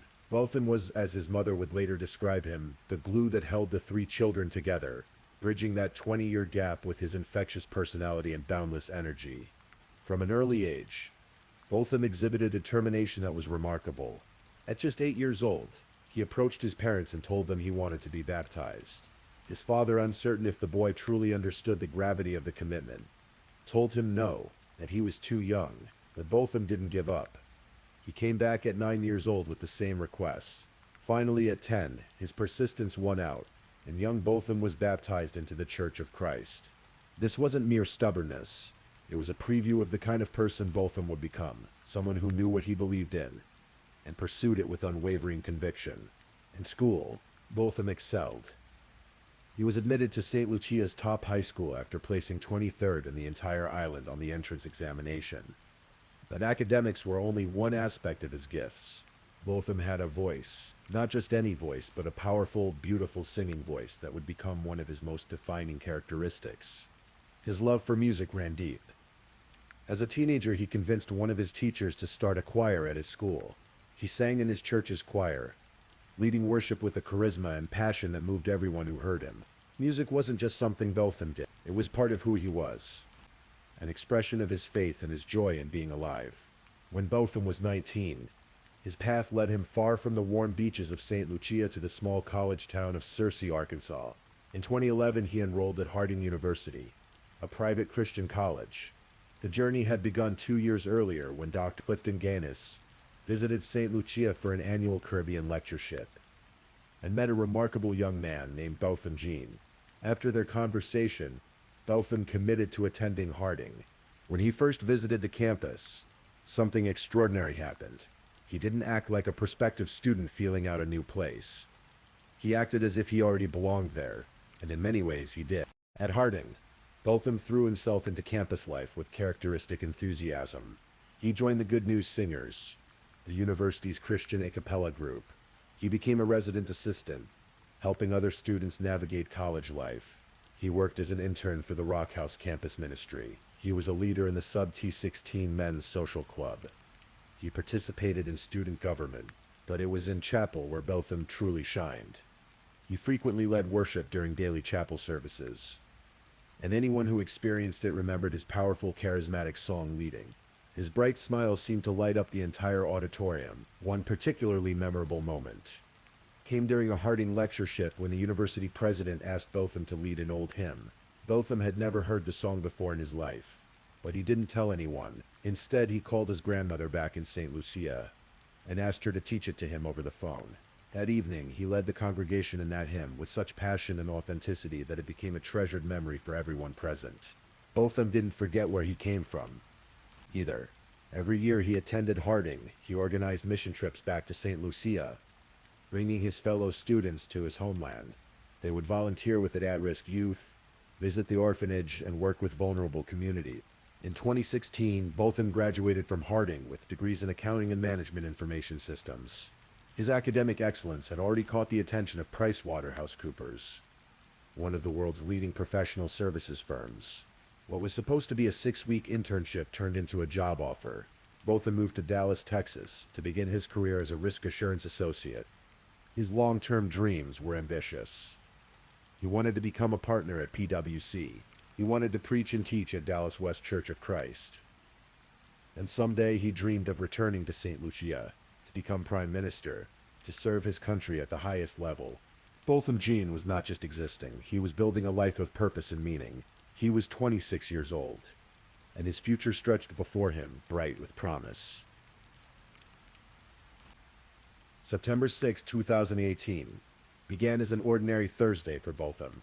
He went to work at PwC, handling his responsibilities as an accountant with his usual diligence. As evening approached, he finished his tasks and headed home to the Southside Flats apartment complex. Southside Flats was a modern, four-story building located at the corner of South Lamar Street and Powhatan Street, just 2 blocks northwest of Dallas Police Department headquarters. The building's design was clean and contemporary, but it had one notable characteristic. Each floor looked virtually identical to the others. The hallways, the lighting, the layout, the apartment doors, they were all the same, floor after floor. Botham lived in apartment 478 on the 4th floor. He'd made it his own space, with more furniture than some of his neighbors, including a coffee table, an ottoman in front of his couch, and a substantially large television.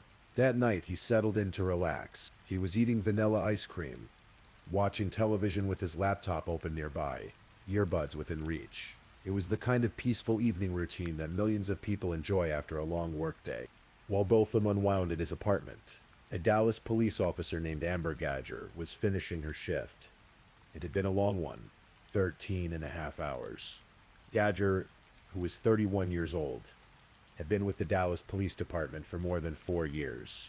She worked as a patrol officer in the Cedars district of South Dallas, and she was part of a specially trained unit that backed up Dallas SWAT, which meant she regularly encountered and arrested potentially violent suspects. That day had ended with her helping a SWAT team arrest 3 suspected robbers. At 9:33 p.m., she left work, still in her full police uniform. Geiger lived in the same apartment complex as Botham, in Unit 1378, directly below his apartment on the 3rd floor. She'd only been living there for about 2 months. As she drove to the complex, her phone rang. It was her romantic partner, a fellow police officer named Martin Rivera. They talked as she drove, and the call continued after she arrived at the parking garage at 9:46 p.m. Their conversation lasted until 9:55 p.m. After hanging up with Rivera, Geiger parked her vehicle and gathered her things, her backpack, lunchbox, and police vest. Here is where the cascade of errors began. Geiger parked on the 4th floor of the parking garage instead of the 3rd floor, where her apartment was located. The floors weren't clearly marked with prominent signage, and later investigations would reveal that this kind of mistake was not uncommon. Dozens of residents would eventually report having parked on the wrong floor at some point. But parking on the wrong floor was just the first mistake. Carrying her belongings in her left hand, Geiger walked from the parking garage to what she believed was her apartment. She later testified that she was tired from her long shift and simply didn't notice the clues that should have told her she was on the wrong floor. When she reached apartment 4078, Botham's apartment, she didn't notice the large red doormat outside his door. Her apartment didn't have a red doormat. This was the second warning sign she missed. She pulled out her electronic key fob and tried to unlock the door. The lock flashed red, indicating the key didn't work for that particular apartment. This was the third sign she missed. But she also noticed something else. The door was ajar, slightly open. Testimony would later reveal that Botham's door had a malfunctioning lock. It didn't always close and latch properly, which is why Geiger's attempt to use her key on it actually pushed the door open. What happened next would become the subject of intense scrutiny and conflicting accounts. According to Geiger's trial testimony, as she pushed the door open to what she believed was her apartment, she saw it was dark inside. She later said she heard someone walking inside and saw a large silhouette in the darkness. But evidence contradicted some of these claims. Botham's television was on. His laptop was on. Both were emitting light into the apartment. He had earbuds nearby, suggesting he may have been wearing them. The apartment wasn't pitch black, as Geiger described. Geiger testified that she pulled out her service weapon and shouted, "Let me see your hands. Let me see your hands." She said the figure came toward her at what she described as a fast-paced walk, yelling, "Hey, hey," and then she fired. Twice. One bullet missed. The other didn't. The bullet struck Botham Jean on the left side of his chest. It clipped his heart, traveled downward through the left side of his lung, went through his diaphragm, his stomach, and his intestines before stopping inside his body. The medical examiner would later testify that the injuries would have caused massive internal bleeding and would have been excruciatingly painful. Botham collapsed. Only then did Amber Geiger realize she was in the wrong apartment. The time was 9:59 p.m. Just 4 minutes had elapsed since her phone call with Rivera had ended. In the seconds after firing those shots, Geiger's world shifted. She later testified that she suddenly recognized she wasn't in her own apartment. The furniture was different. The layout, while similar, had distinct differences. She called 911 and that 5-minute, 38-second call would become a crucial piece of evidence. On the recording, Geiger's voice was frantic, repeating the same phrase over and over. "I thought it was my apartment." She said it 19 times during that call. 19 times. What she didn't say was equally telling. She never mentioned that Botham had a gun. She never said he was charging at her in a threatening way. These details would only emerge later, after she had obtained legal representation. From the time Geiger made the 911 call, just over 2 minutes elapsed before the first officers arrived. Body camera footage from Officer Michael Lee captured what happened next. Lee and his partner could be seen jumping walls and running upstairs, not yet knowing whether there was an active shooter situation. When they entered Botham's apartment, they found Geiger and Botham inside. Botham was lying on the floor, gravely wounded but still alive. He had no pulse and wasn't breathing when Dallas Fire Rescue paramedics arrived. Though they continued life-saving efforts, the body camera footage also captured something disturbing. Geiger was not actively rendering aid to Botham. She had testified that she'd knelt beside him, applying pressure to his wound with one hand while calling 911 with the other. But the video evidence didn't support this claim. Even more troubling was what Geiger had done immediately after shooting Botham. While he lay dying, she sent 2 text messages to Martin Rivera, her former sexual partner. The first said, "I need you. Hurry up." A minute later, "I fought up." During her testimony, prosecutors would point out that on the 911 call, Geiger seemed more concerned about what would happen to herself than about the man she'd shot. She repeatedly told the operator she was going to lose her job. Botham Jean was rushed to a nearby hospital, but the damage was too severe. The bullet had pierced his heart. He died from his wound. Days before, he'd been leading worship at Dallas West Church of Christ. The Sunday before his death, he'd stood before the congregation with his powerful voice and his radiant smile, leading them in song. Now he was gone. News of the shooting began to spread. The circumstances were almost incomprehensible. A police officer had walked into the wrong apartment and killed an unarmed man who was eating ice cream in his own living room. The officer was white, the victim was black. Geiger wasn't immediately arrested. She wasn't handcuffed at the scene, despite having just shot and killed someone. A responding officer would later admit during trial testimony that he would have immediately put Geiger in handcuffs. If she weren't a Dallas police officer, it would be 3 days before an arrest warrant was issued. Even then, Geiger was only charged with manslaughter, not murder. She was released on a $300,000 bond and placed on paid administrative leave. This initial charge sparked outrage. Protesters took to the streets of Dallas. How could walking into someone's apartment and shooting them be anything other than murder? The racial dynamics of the case were impossible to ignore. A white police officer had killed an unarmed black man in his own home, and she was being treated with what many saw as extraordinary leniency. On September 13th, 2018, hundreds of people packed into the Greenville Avenue Church of Christ in Richardson, a Dallas suburb, for Botham's funeral. Friends, family, work colleagues, and busloads of students from Harding University came to mourn. Several speakers remembered different aspects of Botham's life: his kindness, his faith, his voice, his dreams. His uncle, Ignatius Jean, who had traveled from St. Lucia, spoke words that captured the shock and horror of what had happened. The sound of gunshots did not have the resonance to be heard on our small island, but their impact was of nuclear proportions. As the investigation progressed, more troubling details emerged. The handling of the case raised serious questions about whether Geiger was receiving special treatment because she was a police officer. One particularly controversial moment came when body camera footage showed Mike Mattia, president of the Dallas Police Association, instructing Dallas Police Sergeant Brianna Valentine to turn off the in-car recording system in the patrol car that would transport Geiger. This apparent attempt to prevent the recording of conversations with Geiger was seen by many as evidence that fellow officers were protecting one of their own. The Texas Rangers took over the investigation. Ranger David Armstrong was assigned as the lead investigator. During the trial and testimony given outside the presence of the jury, Armstrong would make a stunning admission. When asked if he believed Geiger had committed a crime based on the totality of the circumstances and the complete investigation, he answered, "No, sir." Armstrong, the man who had obtained Geizer's arrest warrant on a manslaughter charge, no longer believed she'd committed a crime at all. He said he believed she acted reasonably. Public pressure continued to mount. Lee Merritt, an attorney for the Jean family, called Geiger's story highly implausible. Dallas County District Attorney Faith Johnson publicly stated that she had not ruled out seeking a murder indictment. On September 24, 2018, Dallas Police Chief Renee Hall announced that Geiger had been fired. The decision came after an internal affairs investigation concluded that Geiger had engaged in adverse conduct when she fatally shot Jean. Then on November 30th, 2018, a Dallas County grand jury returned with their decision. They indicted Amber Geiger on one count of murder. Botham's mother, Alicia Jean, spoke to reporters after the indictment. "I truly believe that she inflicted tremendous evil on my son. He didn't deserve it. He felt safe in that apartment and he was violated." Geiger pleaded not guilty to the murder charge.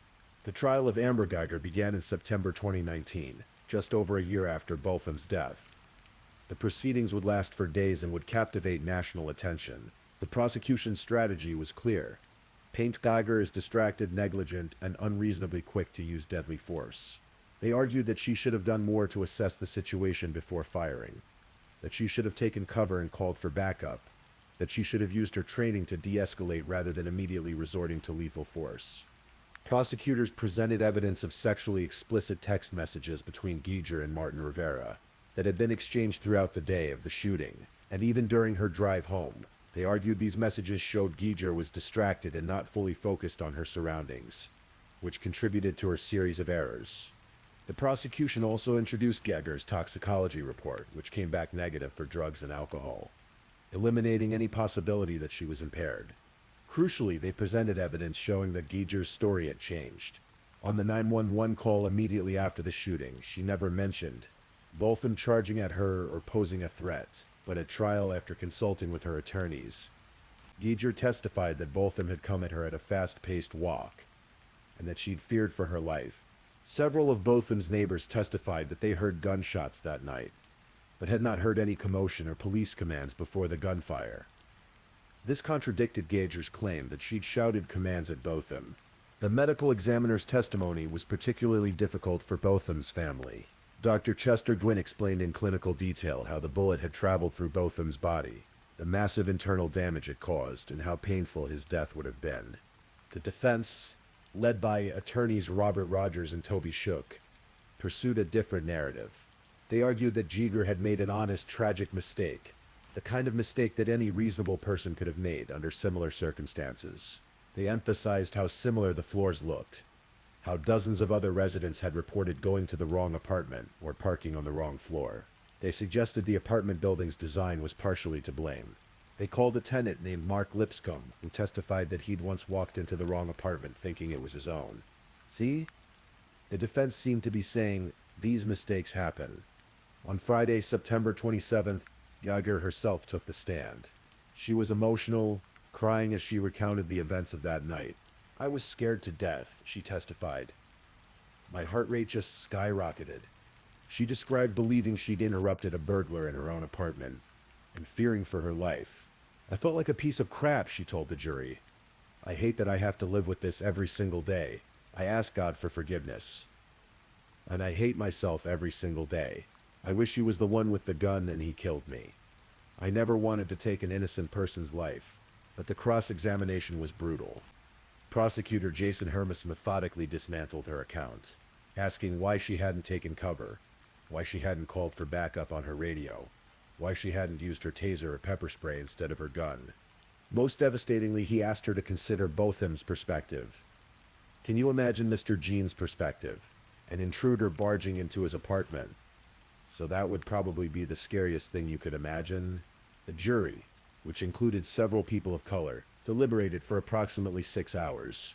On October 1st, 2019, they returned with their verdict. Guilty. Guilty of murder.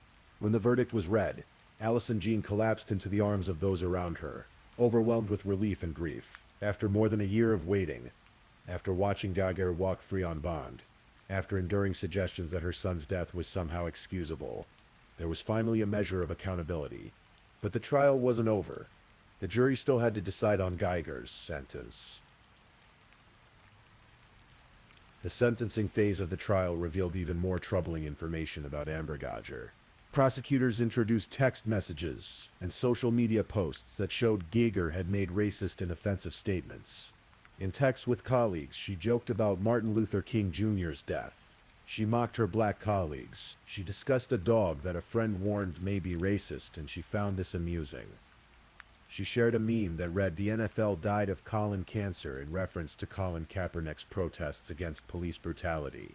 These messages painted a picture of someone with deeply problematic views about race, and they raised questions about whether racial bias had played a role in how quickly she'd perceived Botham as a threat. Geiger's former supervisor, Sergeant Robert Watson, testified about an incident where Geiger had allowed a handcuffed prisoner to escape from her custody and hadn't immediately reported the full details. Though Watson also said he'd found Geiger to be a generally dependable officer, the testimony suggested a pattern of poor judgment. The prosecution asked the jury to sentence Geiger to at least 28 years. The age Botham would have turned on the Sunday after the verdict. The Jean family gave victim impact statements. Alicia Jean, Botham's mother, took the stand first. Her testimony was heartbreaking. "My life has not been the same," she said through tears. "It's just been like a roller coaster. I cannot sleep. I cannot eat. It's just been the most terrible time for me." She talked about her son's life, his brilliance, his faith, his dreams, and how his death had devastated their entire family. She spoke of her youngest son, Brant, who had become withdrawn and doesn't speak much anymore. Botham's sister, Alicia, finally also testified about the loss of her brother and its impact on their family. And then Brant Jean, who was 18 years old, took the stand. What happened next would become one of the most controversial and discussed moments of the entire trial. Brant looked directly at Amber Geiger and spoke from his heart. "I don't want to say twice or for the 100th time, I love you as a person," he began. "I don't wish anything bad on you." He paused, gathering his composure. "I speak for myself, not even for my family," he continued. "But I know that if you go to God and ask him, he will forgive you. I love you just like anyone else, and I'm not going to hope you rot and die." The courtroom was silent except for the sound of people crying. "I personally want the best for you," Brant said. "I wasn't going to say this in front of my family. I don't even want you to go to jail. I want the best for you because I know that's exactly what Botham would want for you. Give your life to Christ. I think giving your life to Christ is the best thing Botham would want for you." Then Brant Jean did something no one expected. He looked at Judge Tammy Kemp and asked, "Can I give her a hug, please?" The judge paused for just a moment, then nodded her permission. Brant stepped down from the witness stand. The jailer, crying, hesitated for just a second before rushing toward him. They embraced in the middle of the courtroom, holding each other for nearly a full minute. Twice they started to pull apart, but then hugged again. Sobs echoed through the courtroom. When they finally separated, Brant returned to his seat. His father, Bertram, smiled and gave his son a thumbs up. His mother, Allison, was in tears. But there was another extraordinary moment still to come. After the jury was dismissed and Geiger's family had left, Judge Tammy Kemp did something unprecedented. She left the bench, walked over to the Jean family, and hugged each of them. "I'm so sorry," she told them. "I'm so sorry for your loss. Thank you for the way you modeled Christ," she said to Alicia Jean. Then the judge disappeared through a door behind her bench. When she returned, she was carrying something, her personal Bible. Judge Kemp walked over to where Amber Geiger sat and handed her the Bible. She opened it to John 3:16 and told Geiger, "You start with this." Then Judge Kemp hugged Geiger as well. They whispered to each other words that only they could hear. "You haven't done so much that you can't be forgiven," the judge told Geiger. You did something bad in one moment in time. What you do now matters. On October 2nd, 2019, after deliberating for about an hour, the jury announced Amber Gager's sentence, 10 years in prison. The sentence could range anywhere from 5 to 99 years. 10 years, with the possibility of parole after serving just 5, struck many as extraordinarily lenient for the murder of an innocent man in his own home. The penalty range for murder in Texas was 5 to 99 years. The jury had chosen something close to the minimum. Reactions were mixed and often fell along racial lines. Some people, including prominent figures like Senator Ted Cruz and former UN Ambassador Nikki Haley, praised Botham Jean's act of forgiveness as an inspiring demonstration of Christian love and grace. Others were troubled and angry. They saw the hugs both from Brandt and from the judge as yet another example of black people being expected to immediately forgive white people who harm them rather than being allowed space to grieve and demand justice. Jamar Tisby, an African-American historian and writer, captured this perspective. Black people, when they experience injustice, there's almost an expectation that we will immediately forgive and therefore can sort of move on. So I think a lot of people are reacting that we have a right to be angry, a right to grieve, and a right to want justice.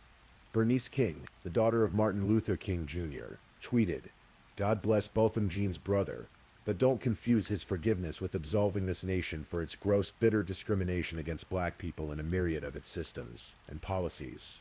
Racism and white supremacist ideology can't be hugged out." The Freedom from Religion Foundation filed a complaint against Judge Kemp, arguing that her gift of a Bible and her urging Geiger to read specific passages was unconstitutional and a promotion of her personal religious beliefs. There was also criticism of the sentence itself.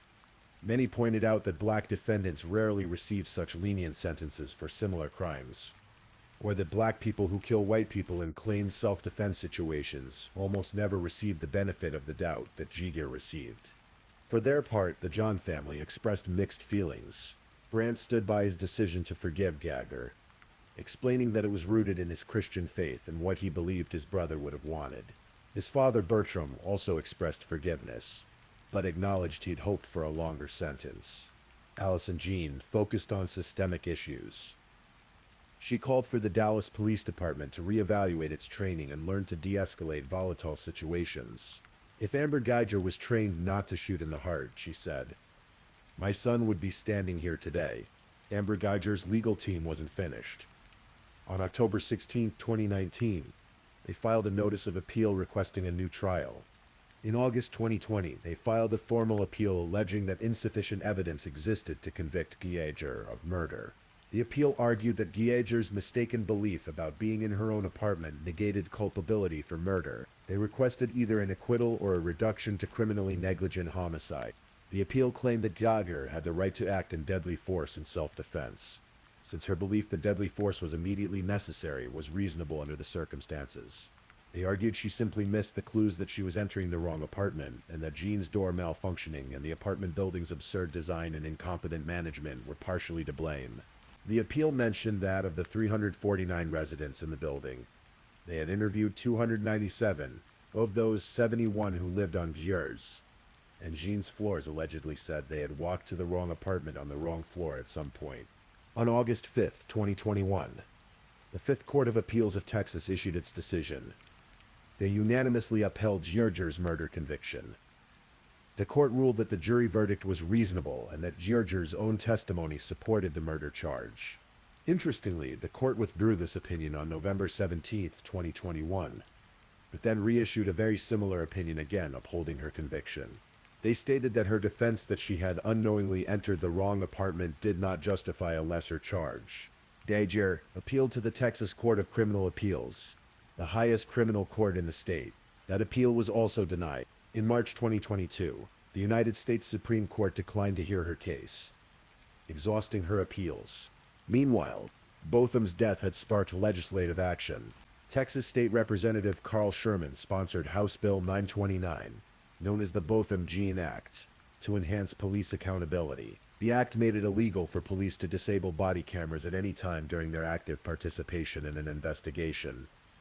It also required that law enforcement policies regarding body cameras include specific stipulations about collecting cameras and recordings as evidence. The Botham Jean Act took effect in September 2021, on what would have been Botham's 30th birthday. Amber Geiger was imprisoned at the Patrick O'Daniel unit in Gatesville, Texas. Under Texas law, she would become eligible for parole after serving half of her 10-year sentence.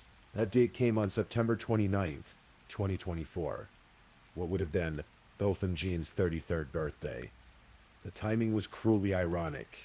More than 6,000 people, including Botham's family and the Dallas County District Attorney, signed an online petition opposing Geiger's parole. In October 2024, the parole board made their decision, denied Eastide. Geiger would remain in prison. Her next parole hearing was scheduled for 2026, and her full sentence would run until September 29th. It feels like a load lifted. Botham's sister Alyssa Charles finally told reporters, "I will sleep so much better." But there was still one more legal battle to fight, a civil wrongful death lawsuit. The Jean family had filed the lawsuit in 2018, shortly after Botham's death. They sued Geiger for using excessive force, arguing that she violated Botham's constitutional rights. Initially, the lawsuit also named the city of Dallas and the Dallas Police Department as defendants, accusing them of showing a pattern of excessive force and failing to adequately train Geiger. However, U.S. District Judge Barbara Lynn dismissed the city from the lawsuit, ruling that the plaintiffs failed to sufficiently prove their claims against Dallas and the police department. This meant Geiger alone would be held financially responsible. The civil trial began in November 2024. Geiger, who is currently serving her 10-year sentence at a state prison in Gatesville, waived her right to be present at trial and represented herself with no attorney. The Jean family's attorney, Daryl Washington, called Geiger's absence an insult. Over the course of the 3-day trial, the jury heard testimony from Botham's family and from expert witnesses. A crime scene reconstruction expert, Michael Maloney, testified that based on the physical evidence in Botham's autopsy, Botham Jean likely posed no threat to Geiger when he was shot. The evidence suggested Jean was in the process of standing up from his couch when the fatal bullet struck him. The jury deliberated for approximately 2.5 hours before reaching their verdict. On November 20th, 2024, they awarded the Jean family $98.65 million in damages. The breakdown was $60 million in punitive damages and $38.65 million in compensatory damages. It was one of the largest civil judgments against a police officer in U.S. history. The award reflected not just the financial loss of Botham's future earning potential, but the incalculable loss of his life, his potential, and the suffering his family had endured. "Today is a day for accountability," said Daryl Washington, the Jean family's attorney. "Today is a day when we got justice for Bo." Allison Jean, standing beside her remaining children, addressed reporters with the strength and dignity she'd shown throughout the entire ordeal. "Botham was a good man," she said simply. "He didn't deserve to die the way he died. Money cannot bring back the dead. The guilty verdict cannot undo what was done. 10 years in prison or 100 cannot restore what was taken from Botham Jean and from everyone who loved him. But accountability matters. Justice matters, even when it comes incomplete, even when it comes too late. The case of Botham Jean raised profound questions that continue to resonate. Questions about the value placed on Black lives in America. Questions about how police officers are trained to respond to perceived threats. Questions about when deadly force is truly necessary and when it's simply the easiest option. Questions about who receives the presumption of innocence and who doesn't. Botham Jean should have lived a long life. He should have become a partner at PricewaterhouseCoopers. He should have continued leading worship at Dallas West Church of Christ, his powerful voice filling the sanctuary. He should have returned to St. Lucia and pursued his dream of becoming prime minister, serving the country that raised him. He should have gotten married, maybe had children of his own. He should have grown old. Instead, his life ended at 26, in his own living room, while he was eating ice cream and watching television. The red doormat is still there in photos from that night. A silent marker that should have told someone they were at the wrong door. One of so many signs that were missed or ignored. Botham's family created the Botham Jean Foundation to honor his memory and continue his legacy of service. The foundation provides scholarships and supports at-risk youth, particularly in St. Lucia. It's a way of ensuring that Botham's spirit of generosity and his commitment to making the world better lives on. Every September, on the anniversary of his death, People gather to remember him. They sing the hymns he loved. They share stories about his infectious smile, his terrible jokes, his unwavering faith. They talk about the man he was and the man he should have been allowed to become. And sometimes late at night when the world is quiet and still, you might imagine you can hear it, that powerful, beautiful voice, leading worship one more time, reminding us all of grace and hope, and the profound preciousness of every single human life. Rest in peace, Botham Jean. September 29th, 1991 to September 6th. Gone far too soon, but never forgotten. Please, if you're still awake, let's move on to our last story.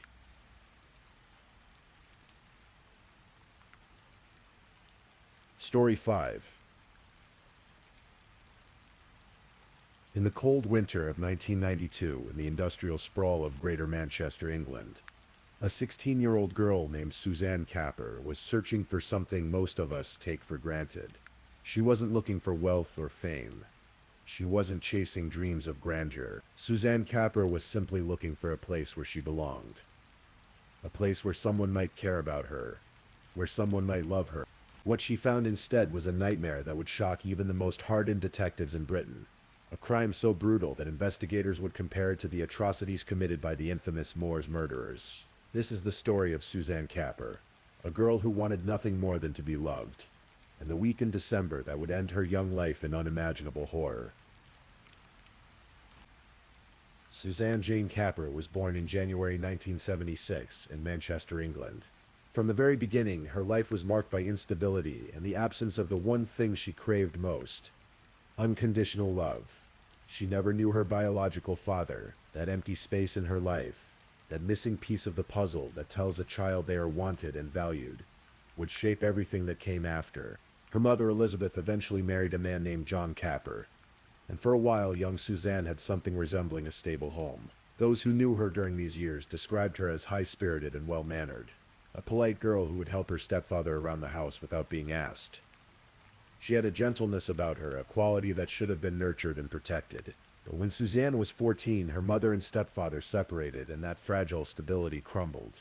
The divorce didn't just end a marriage, it fractured Suzanne's world. She bounced between her mother's house and her stepfather's, never quite settling, never quite finding that sense of home she desperately needed. Her older sister Michelle stayed with their stepfather John, and so did Suzanne, at least when she could. School became less important to her.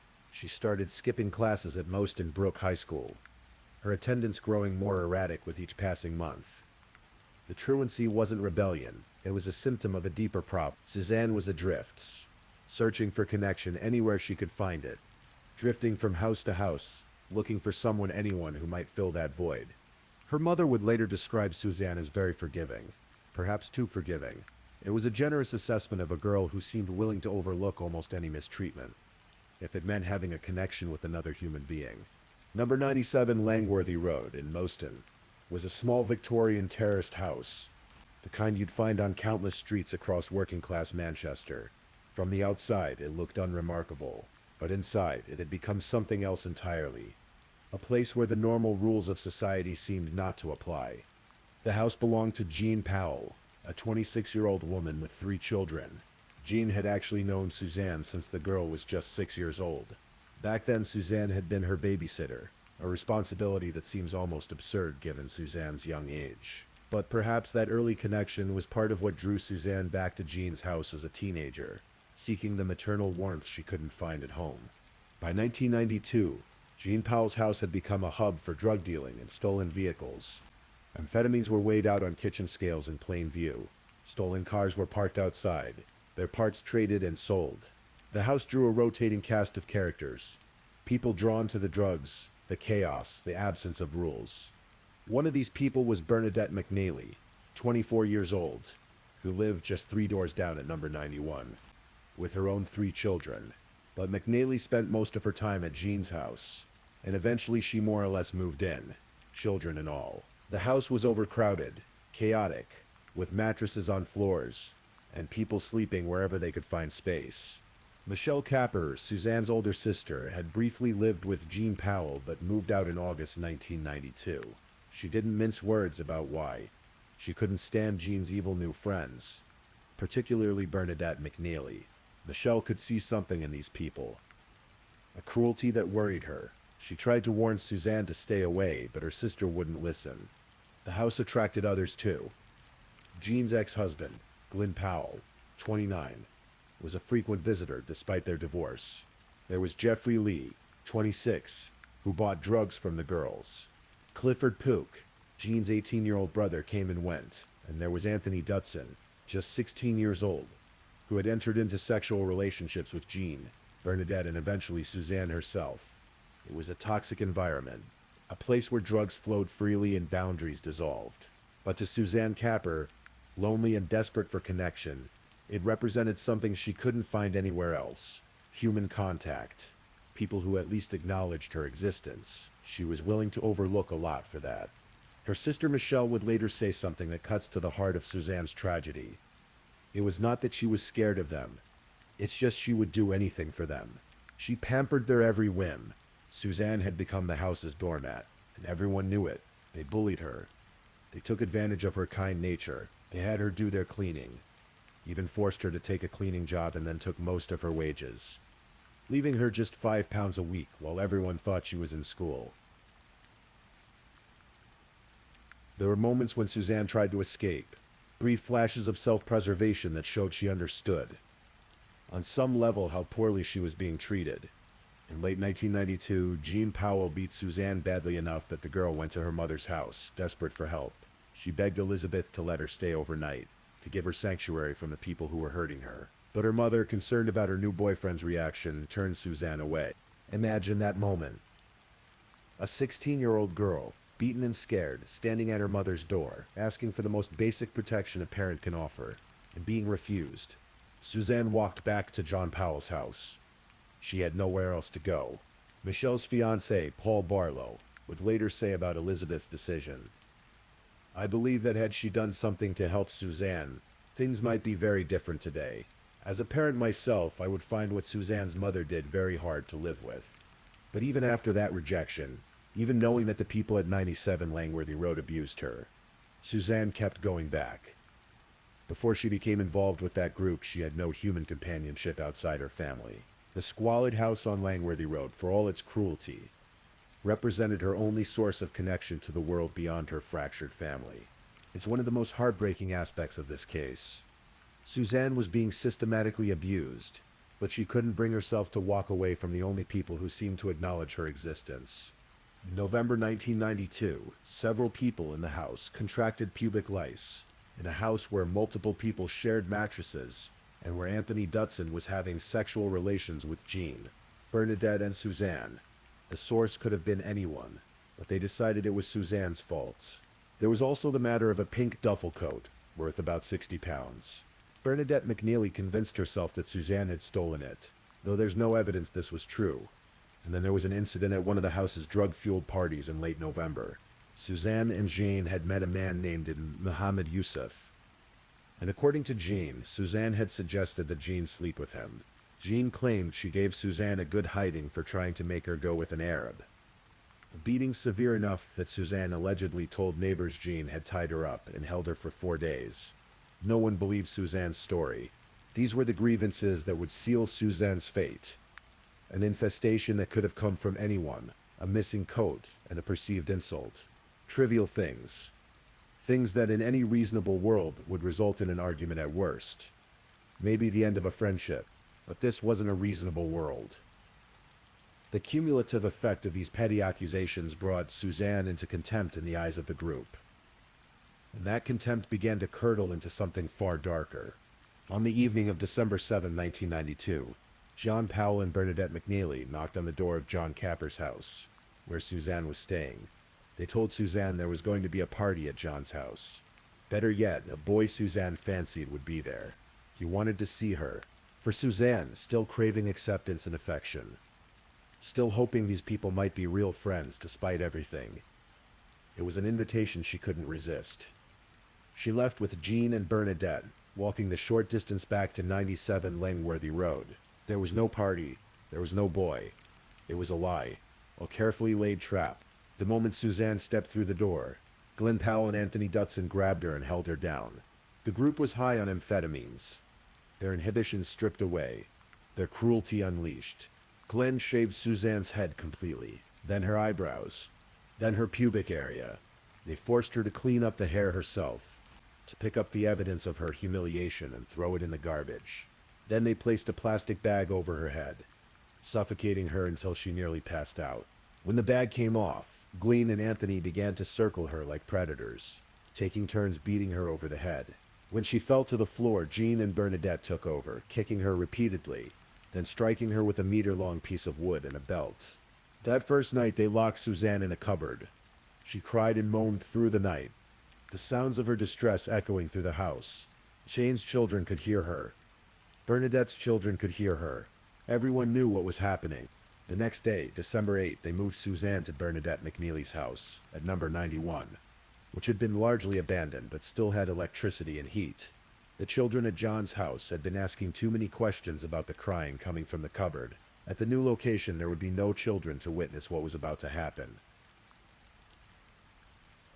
What occurred over the next 7 days represents some of the most sadistic cruelty in British criminal history. Suzanne was taken upstairs to a room where an old bed frame had been turned upside down. They shackled her to it, spread eagle, using chains and ropes. They stuffed socks in her mouth to muffle her screams. And then they began. They beat her repeatedly with whatever was at hand. Wooden spoons, belts, their fists and feet. They burned her face and body with lit cigarettes, leaving dozens of small circular scars across her skin. They injected her with amphetamines, forcing the drugs into her system, keeping her in a state of artificial alertness so she couldn't escape into unconsciousness. Throughout it all, they played audio on repeat through headphones clamped to her head, a tape of Chucky from the horror movie Child's Play 3, the doll's voice repeating over and over, "I'm Chucky, wanna play?" mixed with rave music turned up to maximum volume. For hours, for days. A psychological torture designed to break whatever remained of Suzanne's mind. Suzanne was not allowed to use a bathroom. She was forced to lie in her own urine and feces as the days wore on. The smell eventually became unbearable, even to her captors. Their solution was not to show mercy or to let her clean herself properly. Instead, they dragged her to a bathtub and filled it with concentrated disinfectant. Then they scrubbed her with a yard brush, pressing hard enough to remove layers of skin. Suzanne screamed in agony as the harsh bristles tore away her skin and the chemicals burned the raw flesh beneath. At some point during that week, Clifford Pook arrived at the house. When he saw Suzanne's condition, rather than helping her or calling for help, he decided to join in the torture. He found a pair of pliers. He ordered Suzanne to open her mouth. He told her almost casually that he was going to rip her teeth out. He placed the pliers on one of her front teeth and began hitting her mouth, trying to get a better grip. When he finally got the pliers properly positioned, he pulled the tooth snapped in half. He hit her mouth some more, then pulled again until finally there was a sickening crack and he held the tooth in his pliers. A macabre trophy. He did the same to another tooth. Police would later find both teeth at his house, kept like souvenirs. Anthony Dutson, who witnessed this, would later tell police. He told her to open her mouth. He said, "Right, I'm gonna rip your teeth out." He started hitting her teeth with the pliers. He pulled Suzanne's head forward until there was a snap and he had the tooth in the pliers. He did the same again and he was laughing. At one point, an 18-year-old named David Hill was asked to house sit at the location. He heard shouting and went to investigate. He found Suzanne tied to the bed, bound and gagged. She saw him and through whatever means she could, pleaded with her eyes for him to help her. David Hill walked away. He would later claim he was too scared to intervene, too frightened of what the group would do to him if he called the police. He left Suzanne to her fate. During that week, Jeffrey Lee and Anthony Dutson even ran into Paul Barlow, Michelle's fiancé, and helped him repair his car. They chatted with him normally, all while knowing Suzanne was bound and being tortured just streets away. Paul would later say, "They could have told me there and then. The door would have been kicked down and I would have got Suzanne out. I did not think they were capable of such savagery." By December 13, the group had a problem. Michelle Kapper had informed Jeffrey and Anthony that John Kapper was planning to report Suzanne as a missing person. The police would come asking questions. People knew Suzanne spent time at John Powell's house. It was only a matter of time before investigators showed up. The group couldn't let that happen. They dealt drugs from that house. There were stolen car parts scattered about. The police investigation was the last thing they needed. They made a decision. Suzanne had to go. In the early hours of December 14th, 1992, they dragged Suzanne from the house. By this point, she had been beaten and battered for 7 days. She had burns covering her body from the cigarettes. Her teeth had been pulled out, her skin had been scrubbed raw. She was wearing only a pair of dirty leggings and underwear. They forced her into the boot of a stolen white Fiat Panda, a small car they had fitted with false license plates. Jean Powell, Glyn Powell, Bernadette McNeely, and Anthony Dutson got into the car. As they drove, Bernadette giggled.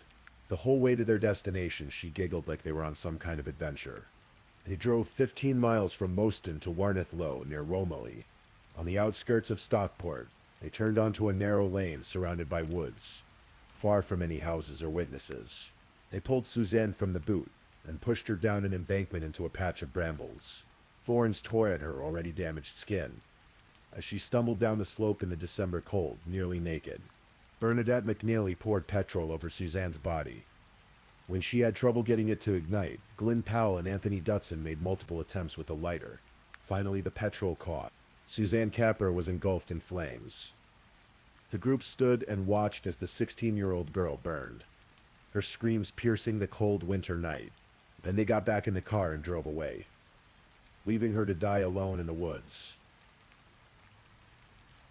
But Suzanne Kapper did not die in those woods. Somehow, with 75 to 80% of her body covered in third-degree burns and unimaginable agony, Suzanne managed to put out the flames. And then, naked and burned almost beyond recognition, she began to walk. She stumbled through the woods and eventually made it to a road. At 6:10 in the morning, a young man and woman found her wandering along Comstall Road. She was barely conscious, her skin charred and peeling, but she was alive. They called for an ambulance. When the paramedics arrived, they were confronted with injuries so severe, so horrific, that several had to step away to compose themselves. They rushed Suzanne to Withington Hospital in Manchester. The medical team at Withington Hospital had seen burn victims before, but nothing like this. Suzanne's injuries defied their extensive experience. Dr. William Lawler, the Home Office pathologist who would later examine her, testified that it was clear from the outset that Suzanne was unlikely to survive. But before she slipped into unconsciousness, Suzanne did something remarkable. Despite her unimaginable pain, despite having every reason to simply give up, she spoke to the police. She told them everything. She gave them the names of her attackers: Jean Powell, Glyn Powell, Bernadette McNeely, Anthony Dutson, Jeffrey Lee, and Clifford Pook. She gave them the address, 97 Langworthy Road. Even after everything these people had done to her, after they had tortured her for a week and set her on fire, Suzanne made sure they would face justice. At 7:30 on the morning of December 14, Detective Inspector Peter Wall of Greater Manchester Police led a team to 97 Langworthy Road. They kicked in the door and arrested everyone they found there. In the garbage bin, they found Suzanne's hair. They found her teeth and the bloody pliers used to extract them.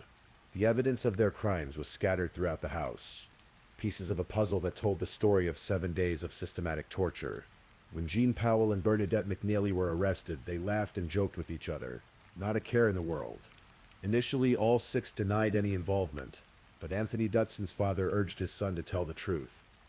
And slowly, the story began to emerge. Detective Inspector Wall would later say, "As the story began to unfold, we just couldn't believe it. I kept asking myself how one human being could do this to another." Police officers wept as they heard the full extent of what had been done to Suzanne. They and the civilian staff at the station took up a collection to send flowers to her at the hospital, a small gesture of compassion for a girl who had known so little of it in her short life. On December 17, 1992, the 6 accused appeared before magistrates and were remanded into custody, charged with kidnapping and attempted murder. On December 18, 1992, 4 days after being set on fire, Suzanne Kapper died. She never regained consciousness. Her death was due to multiple organ failure caused by her extensive burns. Following her death, the charges were upgraded. All 6 were now charged with murder. The trial began on November 16, 1993, and lasted 22 days. The jury heard testimony that reduced many of them to tears. The details of Suzanne's torture were so extreme, so shocking, that even hardened court reporters struggled to maintain their composure. Each of the defendants tried to minimize their own involvement while blaming the others. They pointed fingers at each other, attempting to paint themselves as reluctant participants or mere bystanders to someone else's cruelty. But the evidence was overwhelming. The physical evidence from the house, the testimony of Anthony Dutson, and most powerfully, Suzanne's own words before she died, naming each of her attackers. It took the jury just under 10 hours to reach their verdict. Jean Powell, Bernadette McNally, and Glyn Powell were found guilty of murder and sentenced to life in prison with a minimum term of 25 years. Anthony Dutson, who was only 16 at the time of the murder, was convicted of murder and sentenced to serve a minimum of 18 years. Clifford Pook was found guilty of false imprisonment and sentenced to 15 years. Jeffrey Lee was also convicted of false imprisonment and sentenced to 12 years. The judge described the crime as an act of utterly evil and one of mindless brutality. Detectives working the case said that for sheer savagery, the torture inflicted on Suzanne Kapper ranked alongside the crimes of the Moors murderers. Ian Brady and Myra Hindley, who had tortured and killed 5 children in the 1960s. The murder of Suzanne Kapper occurred in December 1992.